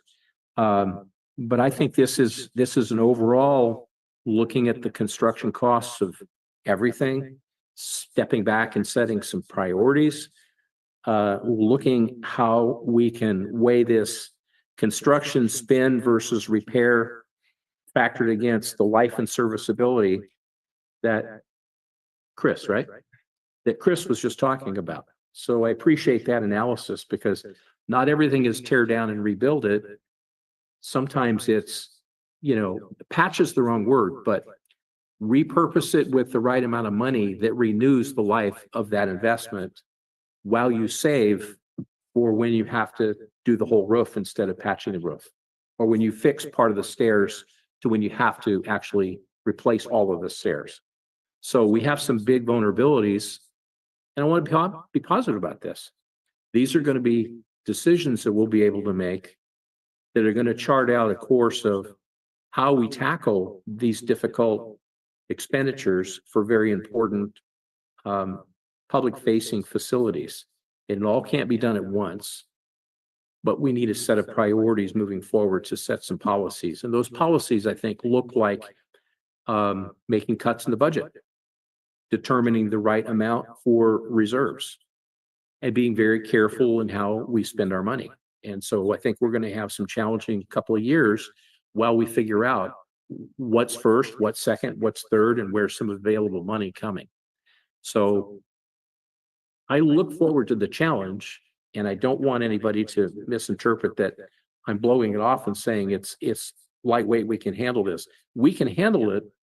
It will be difficult in certain places, and there will be some tough decisions to make, but we can do this as a city and as a city council to determine the policies as we move forward to prioritize and do them in the right order, not waste the public's money, but also make sure that we maintain all of the essential services. And some of them are going to be gold standard and some we may be bronze standard. But Chris, the analogy I'll use is when you paint a building and the life of the paint you think is eight years because it's wood and we're in the fog and we're in the coast, and you say 8 years. Well, maybe we don't replace it in 8 years because it looks pretty darn good. But we paint the door and we paint the trim and we paint the fascia and we attack the backside that doesn't look so good. So it's not always a yes to redo it because it hits your timetable. It's all about looking at the condition and making that assessment. And so we've all gone through that with our households and how we operate our income and our asset investments. And we know I can't do my roof and my kitchen and remodel my deck in the same year. I have to space it out. So that's kind of where I'm looking at this. But we're going to get more information in 2 weeks. We're going to look at more options. We're going to go through the budget process. And I see this as taking us a couple of budget years to be able to figure out. Awesome. Sorry you I'm for so that. long. No, that was good. It was really good. Any other comments? I have a few, and I do appreciate your comments, Ed. And I've actually wrote notes, and I don't even know some of. You want to trade? Maybe you can read mine. I put bond. I'm in alignment with you. I mean, we're borrowing future, and so that gets to my concern around. It's a little bit of a kick and can down the road type of model. But also if we're making that investment today, knowing that we're establishing a set of policies that set us up for success in the future, I think it's worth something considering, especially knowing that there's all these big expenses that we have to pay for. I can't imagine that somehow bonding is not involved in those discussions. I'm not seeing that. And I could say, and the principle with bonding is sometimes it makes more sense to do a bond than watch the rates, refinance it, pay it early. And if the size of the bond is right and you've done the calculations, if it works for the right amount, but I think what the city manager is saying is that amount's not going to get us the total amount. That's right. But it may work for some smaller amounts. That's right. That's right. But if it makes sense to pay it off early, but you don't want to make the project cost more because you bonded it.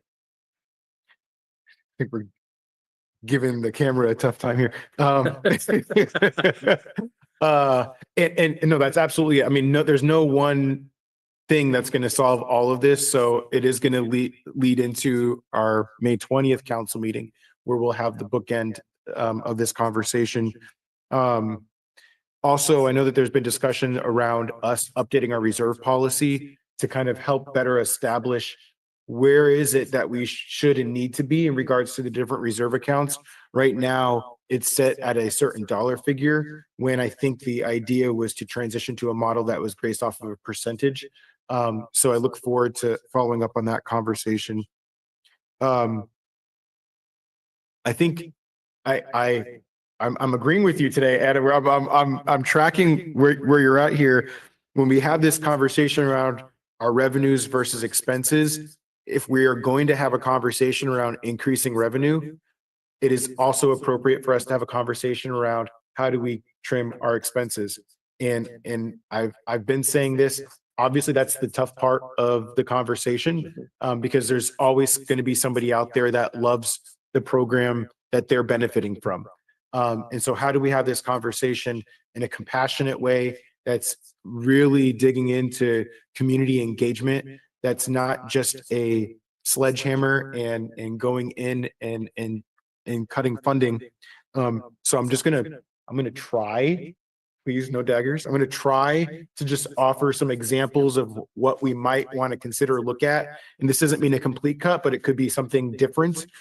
Wharf 2, right? We've had those conversations. What does the future of that look like?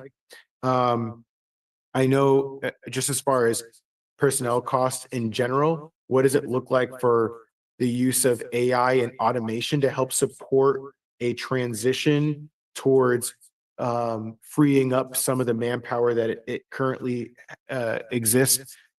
That doesn't mean that we're going to do that today and we're going to fire people, but I hope that we would work with our labor groups on phasing out jobs as people transition, so that we can allow people to maintain their jobs with dignity. And looking at what other communities are doing, how can we lead in the front? Anyways, there's a lot there with the automation piece.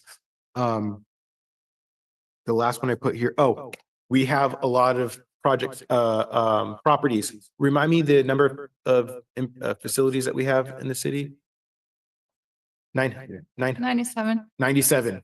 So we have 97 properties around the city. Do we need all those? Could there be benefit in getting rid of some of those assets? Not from part of this conversation is there's value in us holding on to that property, right? And so what does that get us? But then there's also this piece around the management of those properties, and how is that taxing the limited staff capacity that we have to do all the things that are needed? So there could be value in selling some of those properties, and reducing our need to maintain those facilities. So just something for us to think about. I'm going to end my thing there, because I think that that's just some examples. And then I really think that it's worth an investment of doing some mapping, because, and this is kind of what you're getting, we're not going to do everything all at once. But I think it is helpful for folks at home to be able to play around with things. I can't remember, it was like the New York Times or something. They had this model where, and this was with the federal budget. So a little bit of a different animal, but you can take different programs, whether they were in DOD, it was mainly DOD programs, because those are the big ones. And like, if you cut this and this, where does that leave us as far as our debt? And so I just think that it would be a cool model for us to look at, not to necessarily say that gets translated into something that drives how we increase revenue and expenses, but it's a helpful piece to look at. And it also, I think, helps the community be engaged in a way that maybe they otherwise wouldn't, because it's kind of hard to understand how all these pieces fit together. So that's it. Did you have any? Gantt chart. Gantt chart. Okay, I think we really nailed that one. Are we good? We're good. All right. We covered. Anything else? Thank you again for all the work that's being done on the team to track all this. I can only imagine what my eyeballs would be like trying to look at all these spreadsheets. So appreciate, kudos to the entire team for all that you guys do. All right. Should we take a, No. no, we should power through? Power through. Okay. Oh, yeah. Yes, let's do it. We're gonna take truly 5-minute break. We have these that we're testing out. It's a process, so we're gonna use it as an opportunity to switch seats. It's like musical chairs. This one. Gene, which one did I try that one yet? I don't think.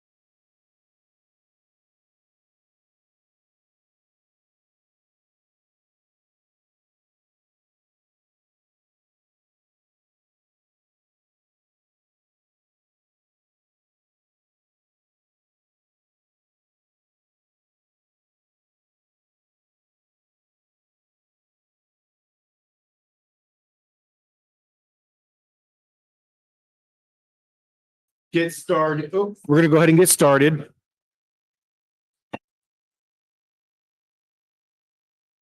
All right, so we are now moving on to item 20 on the agenda, second reading of an ordinance amending chapter 38 of Monterey City Code to require new businesses and existing businesses that are changing the type of use, location, or building occupancy classification to obtain a zoning clearance permit. That'll pass it to Hans for staff introduction. Yeah, thank you, Mr. Mayor. Levi Hill will make a very brief presentation just to allow us to solicit questions if there are from the public, and then hopefully we will pass the second reading of this ordinance amending chapter 38. Thank you. Great. Thank you, Hans. As just mentioned, this is for the second reading of the zoning clearance permit amendment to chapter 38 of the Monterey City Code. Jump in. Oh, I think I went. And the staff recommendation is the city council approve the second reading of the ordinance that would amend the Monterey City Code to require new businesses and existing businesses that are changing the type of use or the location or building occupancy classification to obtain a zoning clearance permit. And so just real quickly, background, as we discussed in April at the first reading, Monterey City Code section 19-2 establishes the city's business license procedures and specifies that the business license is not regulatory and is for revenue generating purposes only. And that creates that procedural gap that we talked about between business licenses and actually getting zoning approval for proposed businesses and new spaces for new businesses. And because of that gap, there's potential for unpermitted uses to be established and significant expense to be incurred for business owners for uses that are potentially not allowed at that site or on that property. So the proposed amendment to fix that or remedy that issue is to require a zoning clearance permit, and the purpose of which would determine whether a business meets the zoning requirements for a particular location before that business is established, and would approve and give a formal approval once that determination is made for that business. And this would add that certainty or clarity for a potential business owner to have that certainty that a use is allowed at that site and that they meet all the zoning requirements before they make any investments into that property or business. And the actual contents are shown on this slide, and the actual contents of the ordinance are shown here. And you'll note on this slide, it shows revised, and this is because some of the language has been tweaked since the first reading based on a public comment that we received that expressed some concern that the existing language or the previous language shown in the ordinance would limit a property owner's ability to make necessary ADA improvements to a structure based on that previous language. So we made some modifications to that language because obviously the intent of this is not to prohibit or make it any harder for a property to meet those ADA requirements. So you'll see some revised language shown here in that orange color.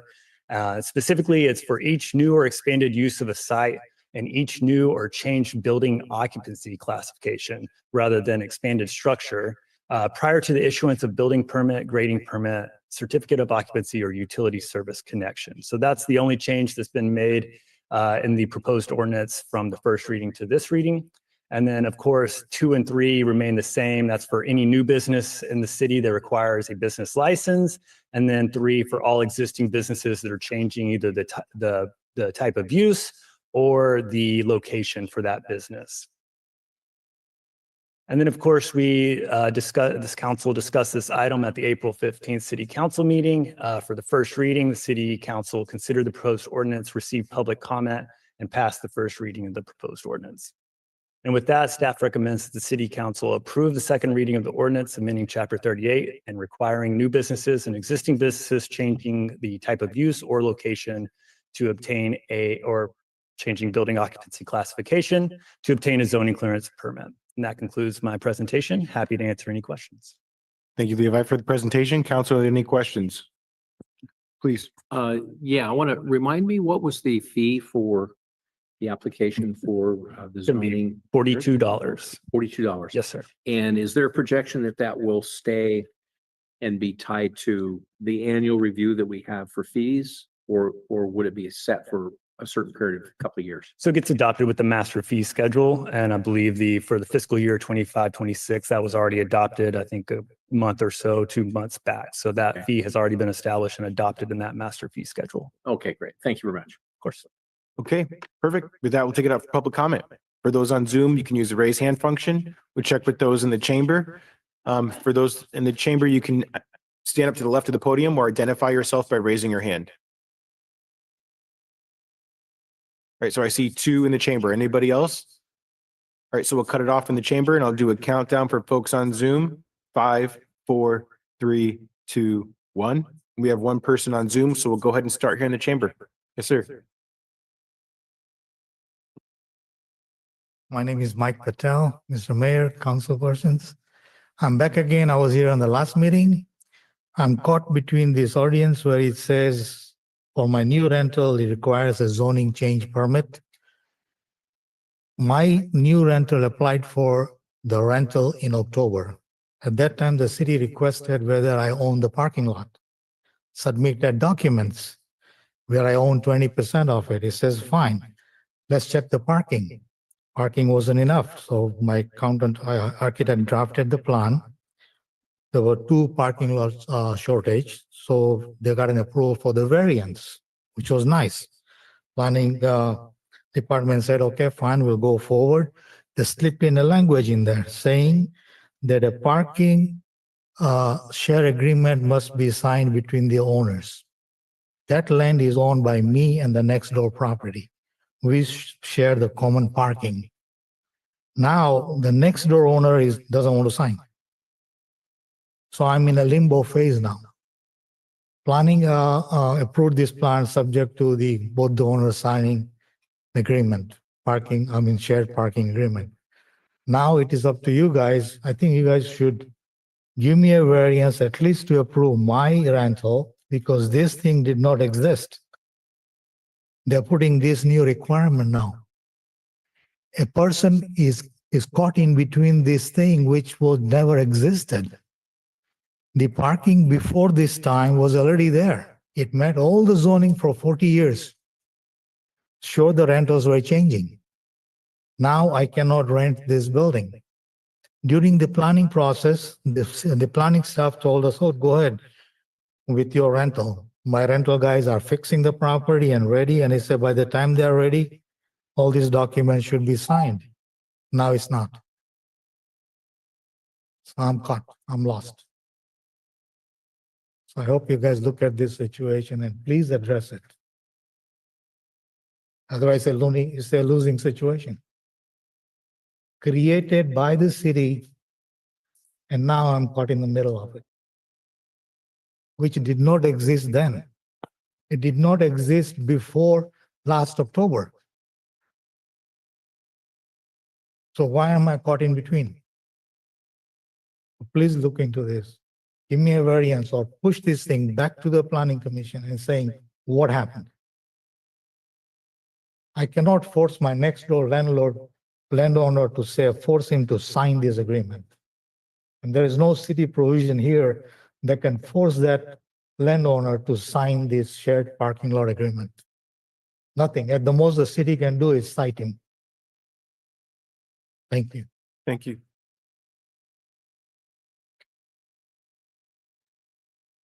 Good evening. I'm Daniel Armendariz and hello, Mayor, hello, Council.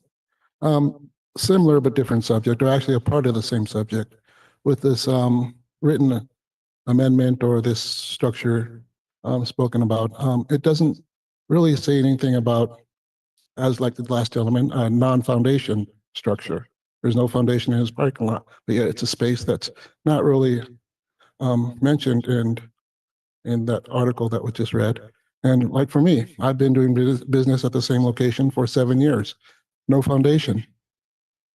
And I think if you're implementing the ideas of permitting for structures, non-structured, non-foundation, it probably should add a little bit more in there, such as the gentleman with not having a place to park. There's no foundation. There's nothing with foundation, but yet it's an argument between space that belongs to this gentleman, space I've been doing business with for over 7 years, I feel like my place of business, no foundation, but it's what I've been operating for over 7 years and paying my sales tax and paying all my fees and paying all my dues and paying my renter's insurance to make sure that my items are secure.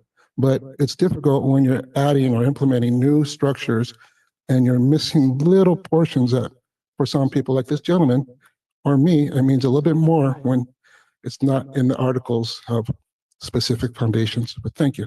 Thank you. Okay, we will go to our public commenter on Zoom.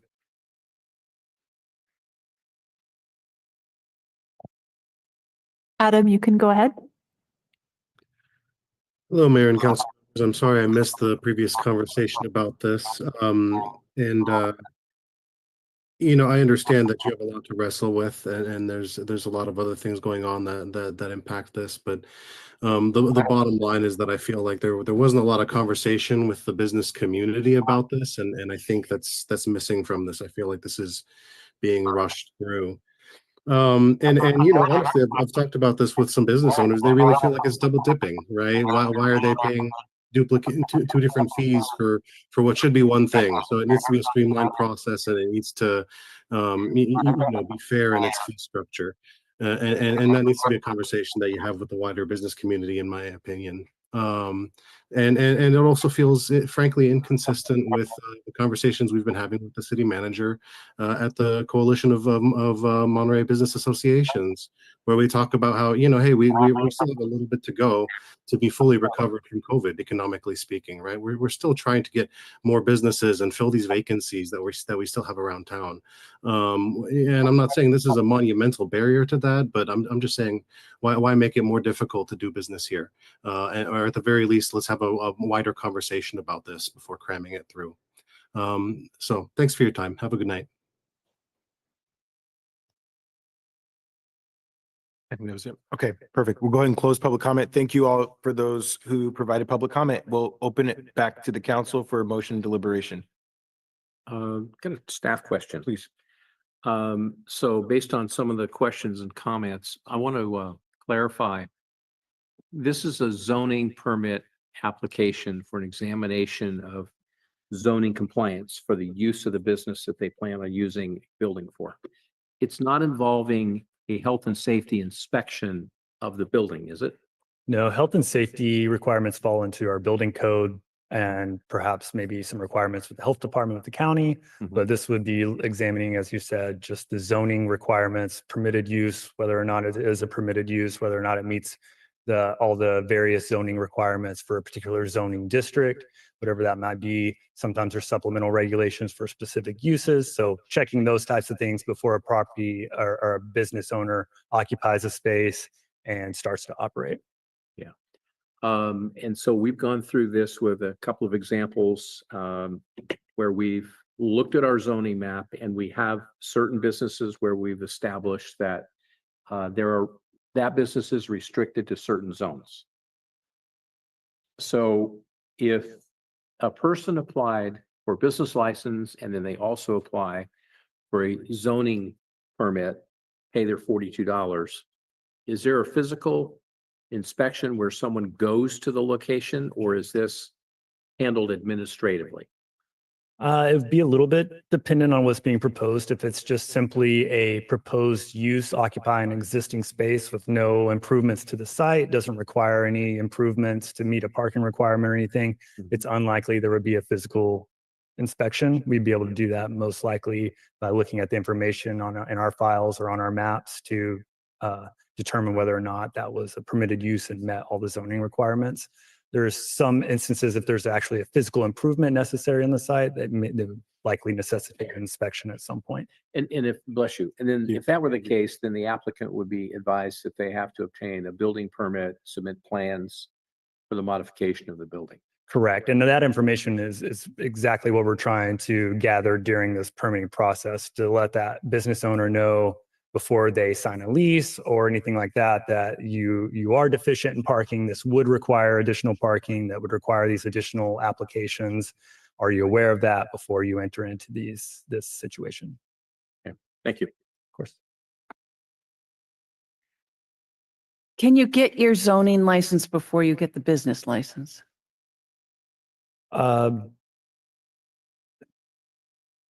No, I think it has to be based on the three things on the slide. It would be a business that requires a business license. You could inquire as to whether or not we do that a lot in the planning office. People come in and discuss that with us before formally applying for anything. So you can certainly inquire and probably have a lot of this stuff fleshed out before you ever make any application for it. Okay. Entertain a motion. Move to approve staff's recommendation of second reading of an ordinance amending chapter 38 of the Monterey City Code. Second. It's been moved and seconded. Any other discussion? Just, yeah, Please. Go ahead. just, and I don't doubt that staff does this, but what I'm hearing from the public is they would like it to be as smooth and as efficient as possible. And I think we all do, so that we can support businesses and we can all thrive. But I don't doubt that you're trying to do that. I know it's complicated. Please. Yeah, we heard some information from speakers tonight, and so I just want to make my interpretation of what we're doing tonight does not seem like it applies to the particular statements that were made by the speakers tonight.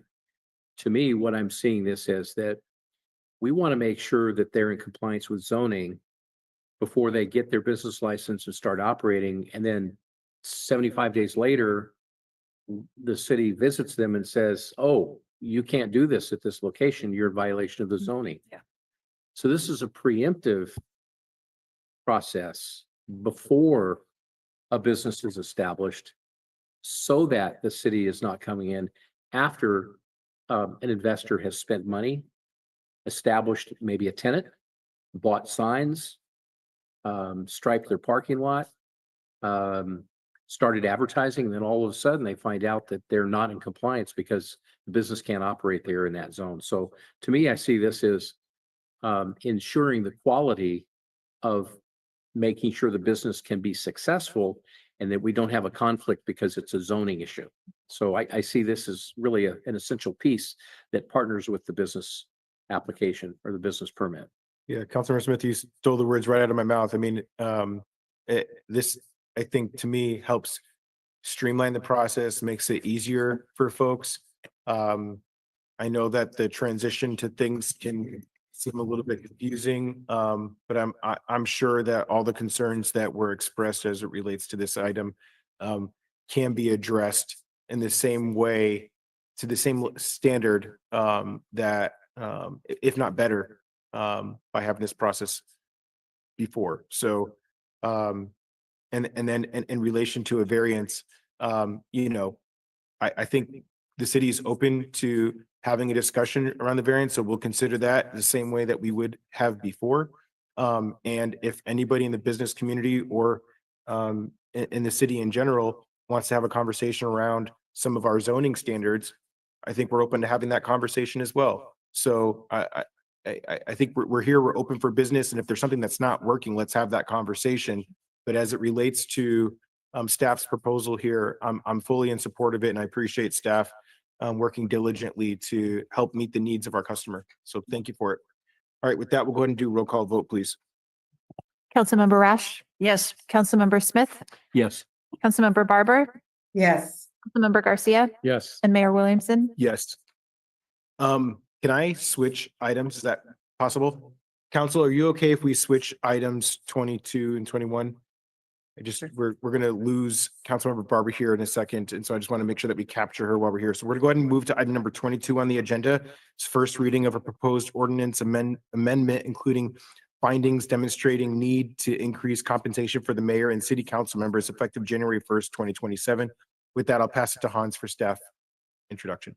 Yeah, thank you, Mr. Mayor. I keep it short and brief as well. We talked about it at our last council meeting.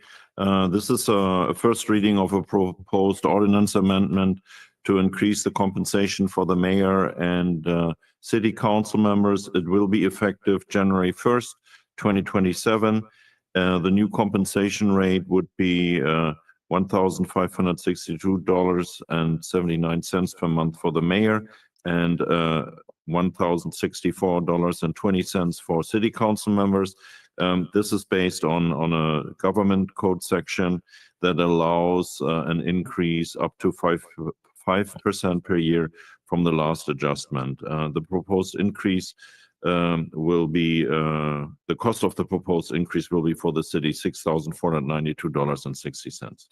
Right, awesome. Thank you, Hans, for that. Any questions at this point?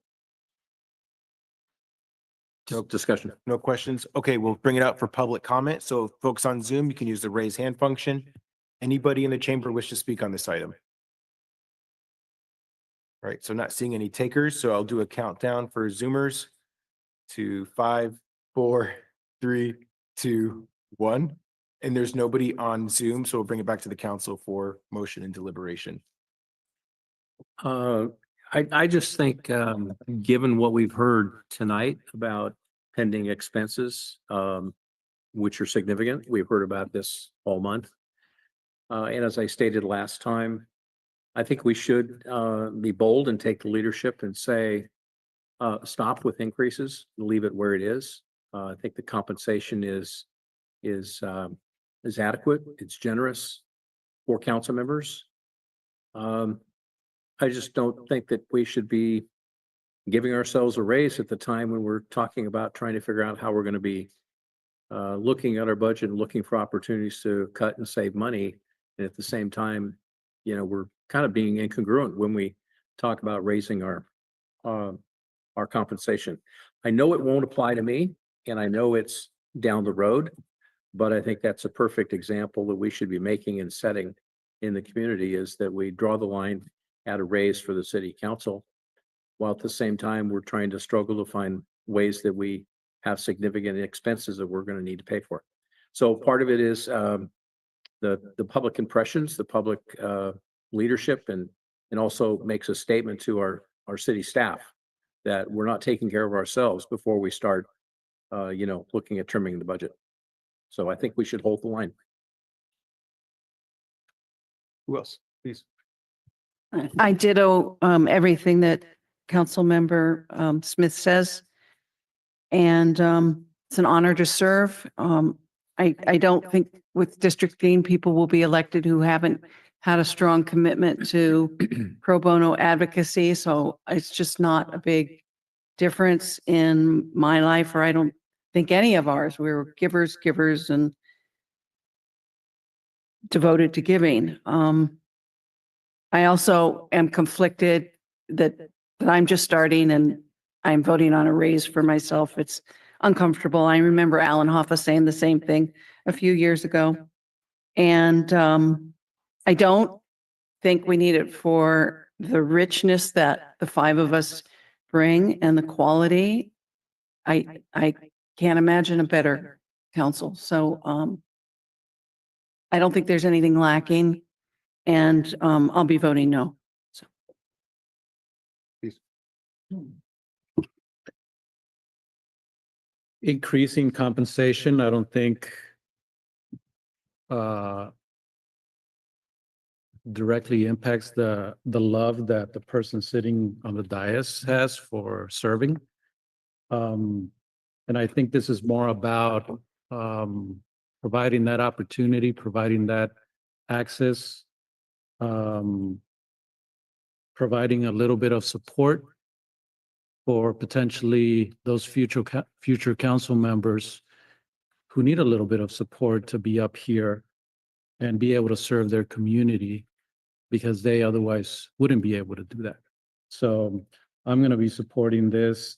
And I think it also sets a little bit more of a process so that 5-10 years down the line, the council that's there at that point doesn't have to have the conversation about raising compensation significantly because it hasn't been changed in the past 5-10 years. So I'll be supporting this item.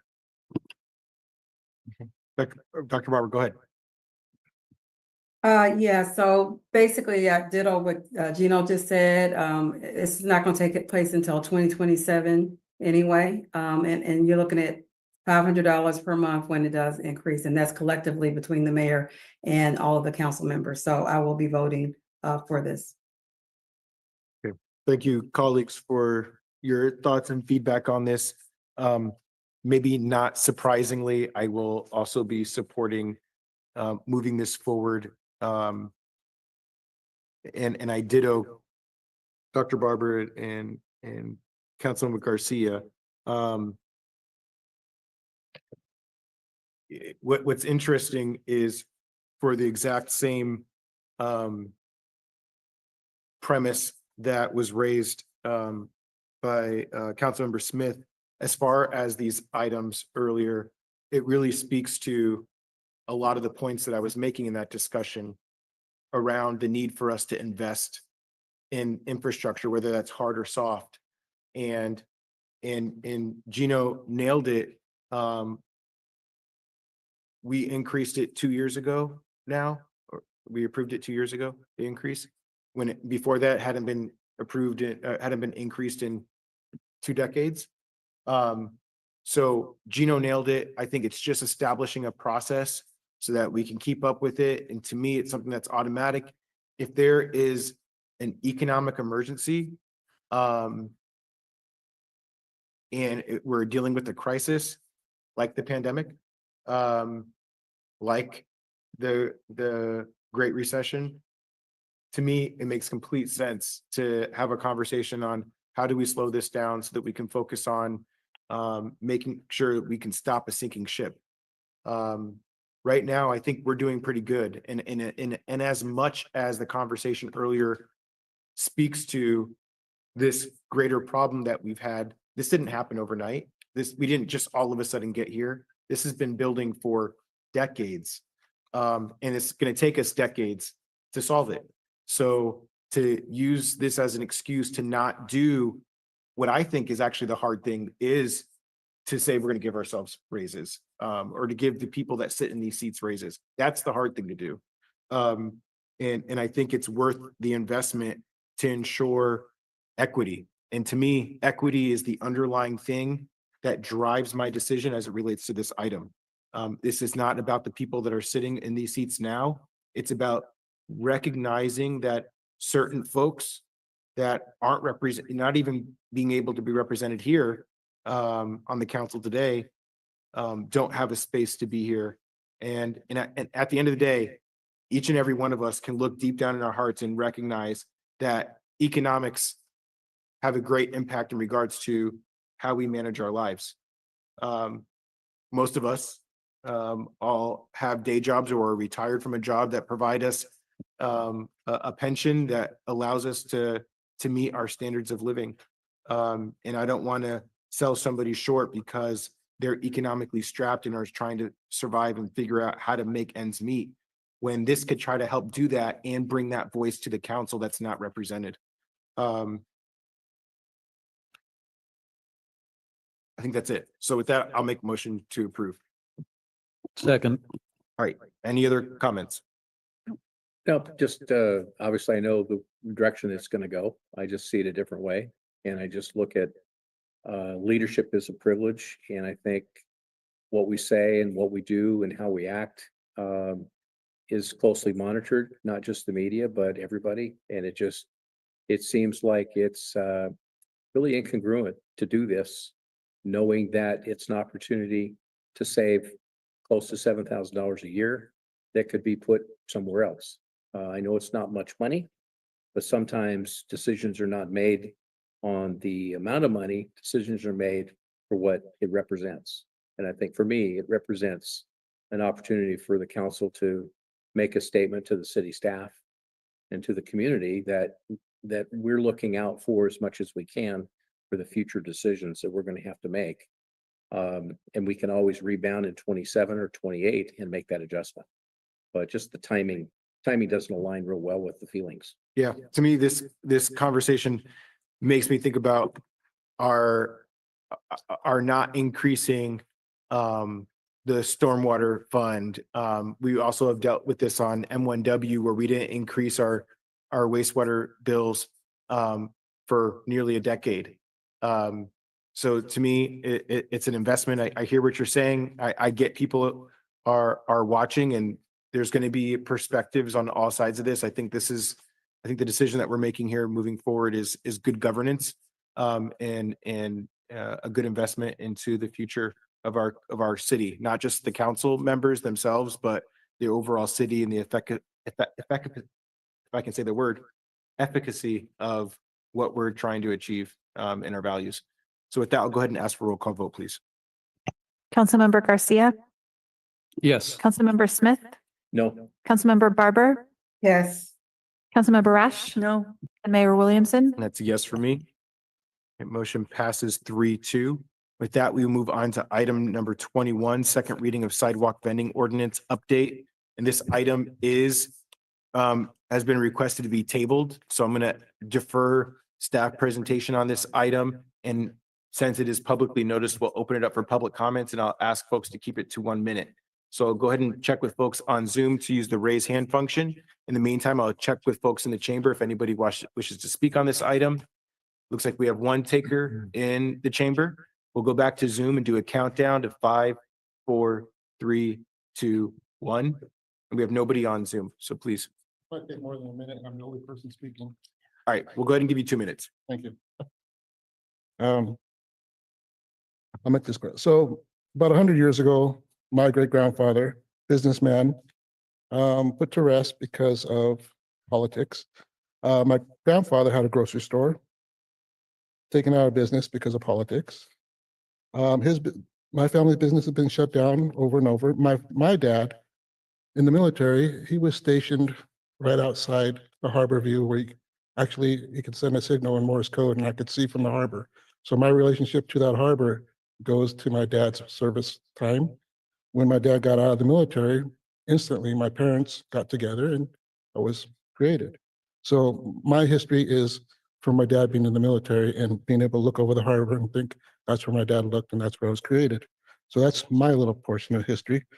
And with the arguments coming from other businesses, and they're listed as not a big deal.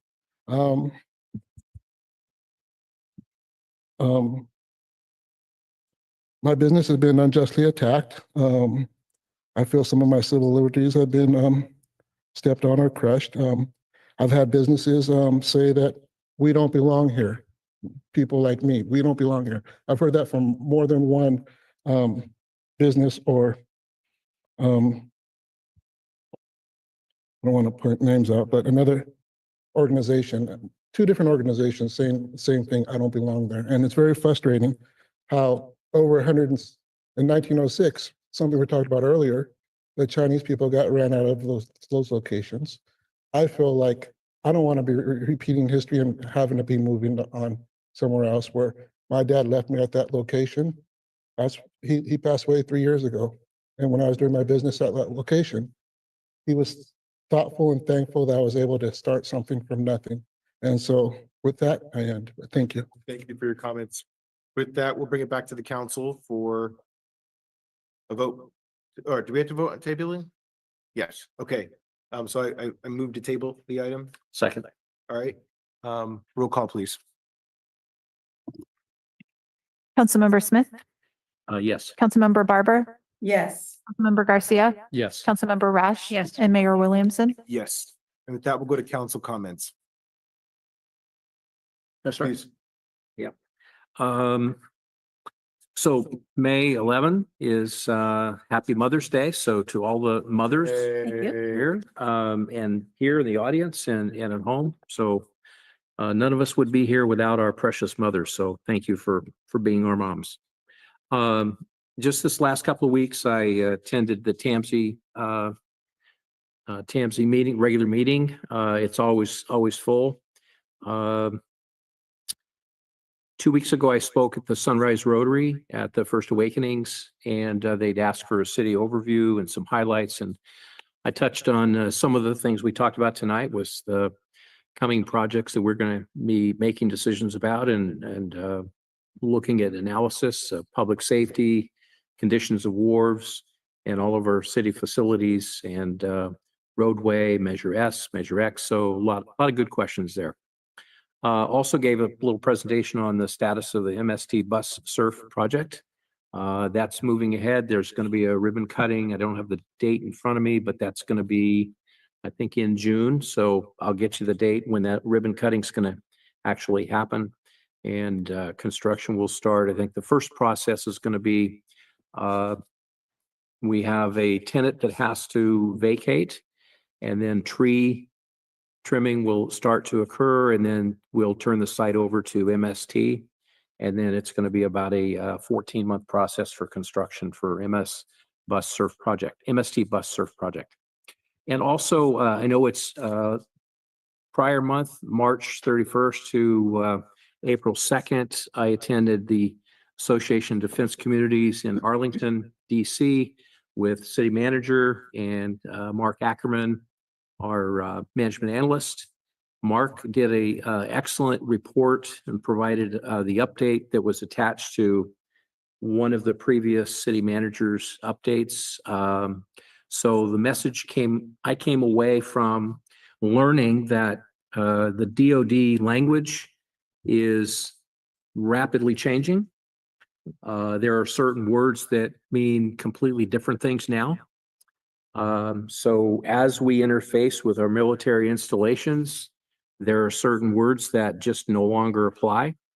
It is all about mission readiness and lethality and alignment with all of the military installations. And the ask is that the communities get in alignment to support the military bases focused on mission critical and readiness. There was really no talk about BRAC, but there was a lot of questions about, are we going to face BRAC? It's kind of a, nobody knows. It's too early to know. It's all about money. There's a lot of realignment in the Department of Defense. Lots of presentations. We heard from a senator, several Congress members, and their assessment was that there's really no flavor for current BRAC, but that doesn't mean that that's not going to be the same kind of effect with the Department of Defense. Is they're driving to reduce costs by 8%, and some of their high priorities are infrastructure. Go surprise, a lot of military bases need help. Recruitment is strong, and they're definitely talking about building ships. And ship building is expensive. And so stand by. It was a good conference, learned a lot, heard from a lot of people that are also city council members or living in their communities next to military bases. So everybody has lots of questions, but right now it's just kind of wait and see.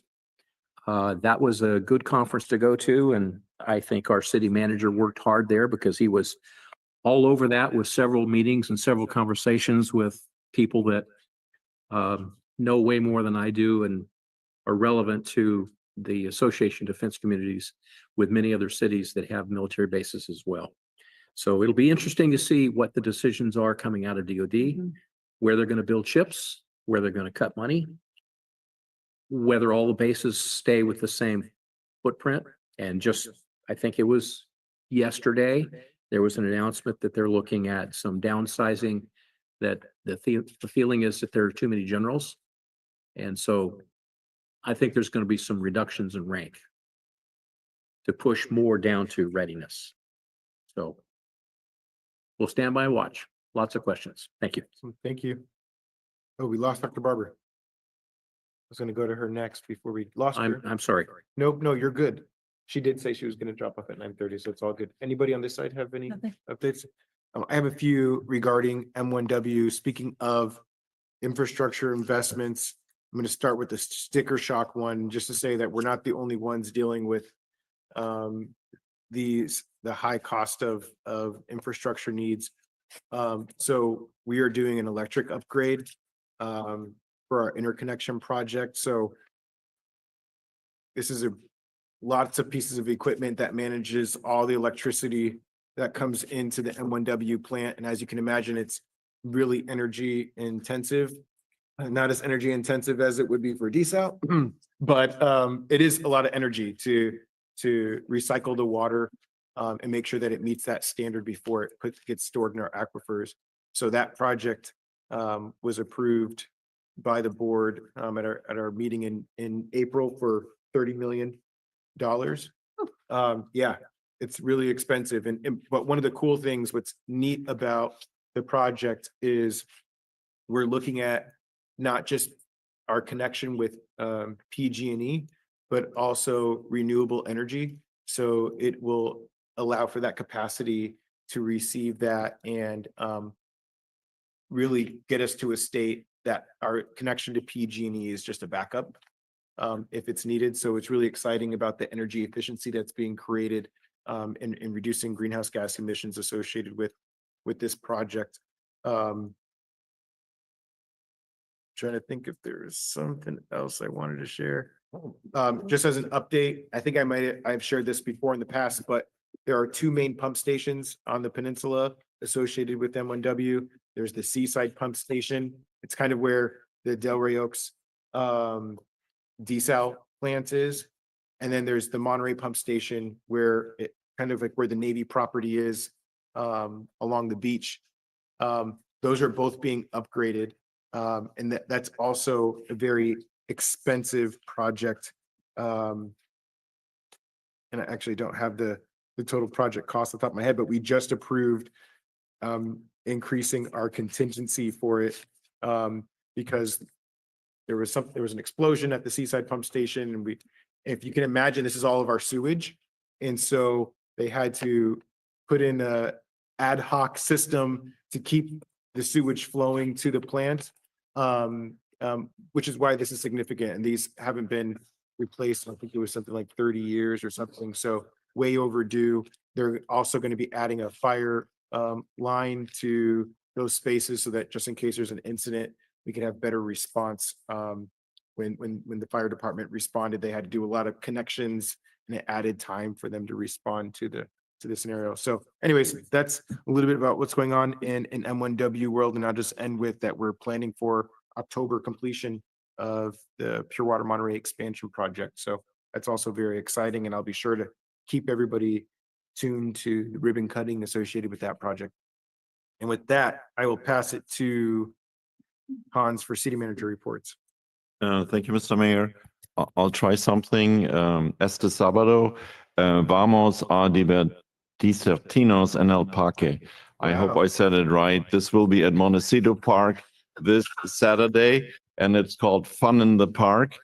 And it's an event where we will have, I hope I made you proud, Shannon, over there.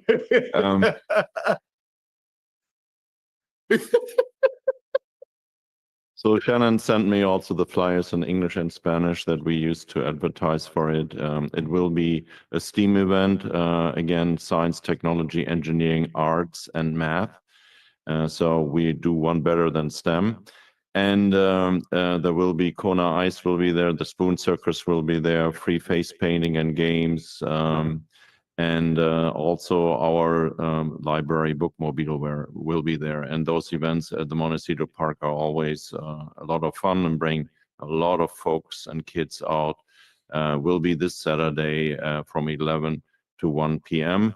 And then the last one in English, also Tree City USA. We have been awarded again Tree City USA, I don't know, 35, 38 times in a row, something like that. Yeah. Or 40 something. So really good award. But again, vamos a la parque. So No, now you have to say the whole thing in Spanish. I tried again. Vamos a divertirnos en el parque. All right, we'll keep How's working that? on that. Dice, I hear vamos, and with that, I should have prepared for this, and maybe we could do it at the next council meeting. So I apologize if I'm catching you off guard here, Hans. Oh, good. I ran into Clyde. I feel so bad. I ran into Clyde, and there was a past council member that has passed. Has anybody heard of this? This council member was late 70s, early 80s. God, I can't remember his name off the top of my head. Let's connect and before he doesn't live in the area anymore is what I understand.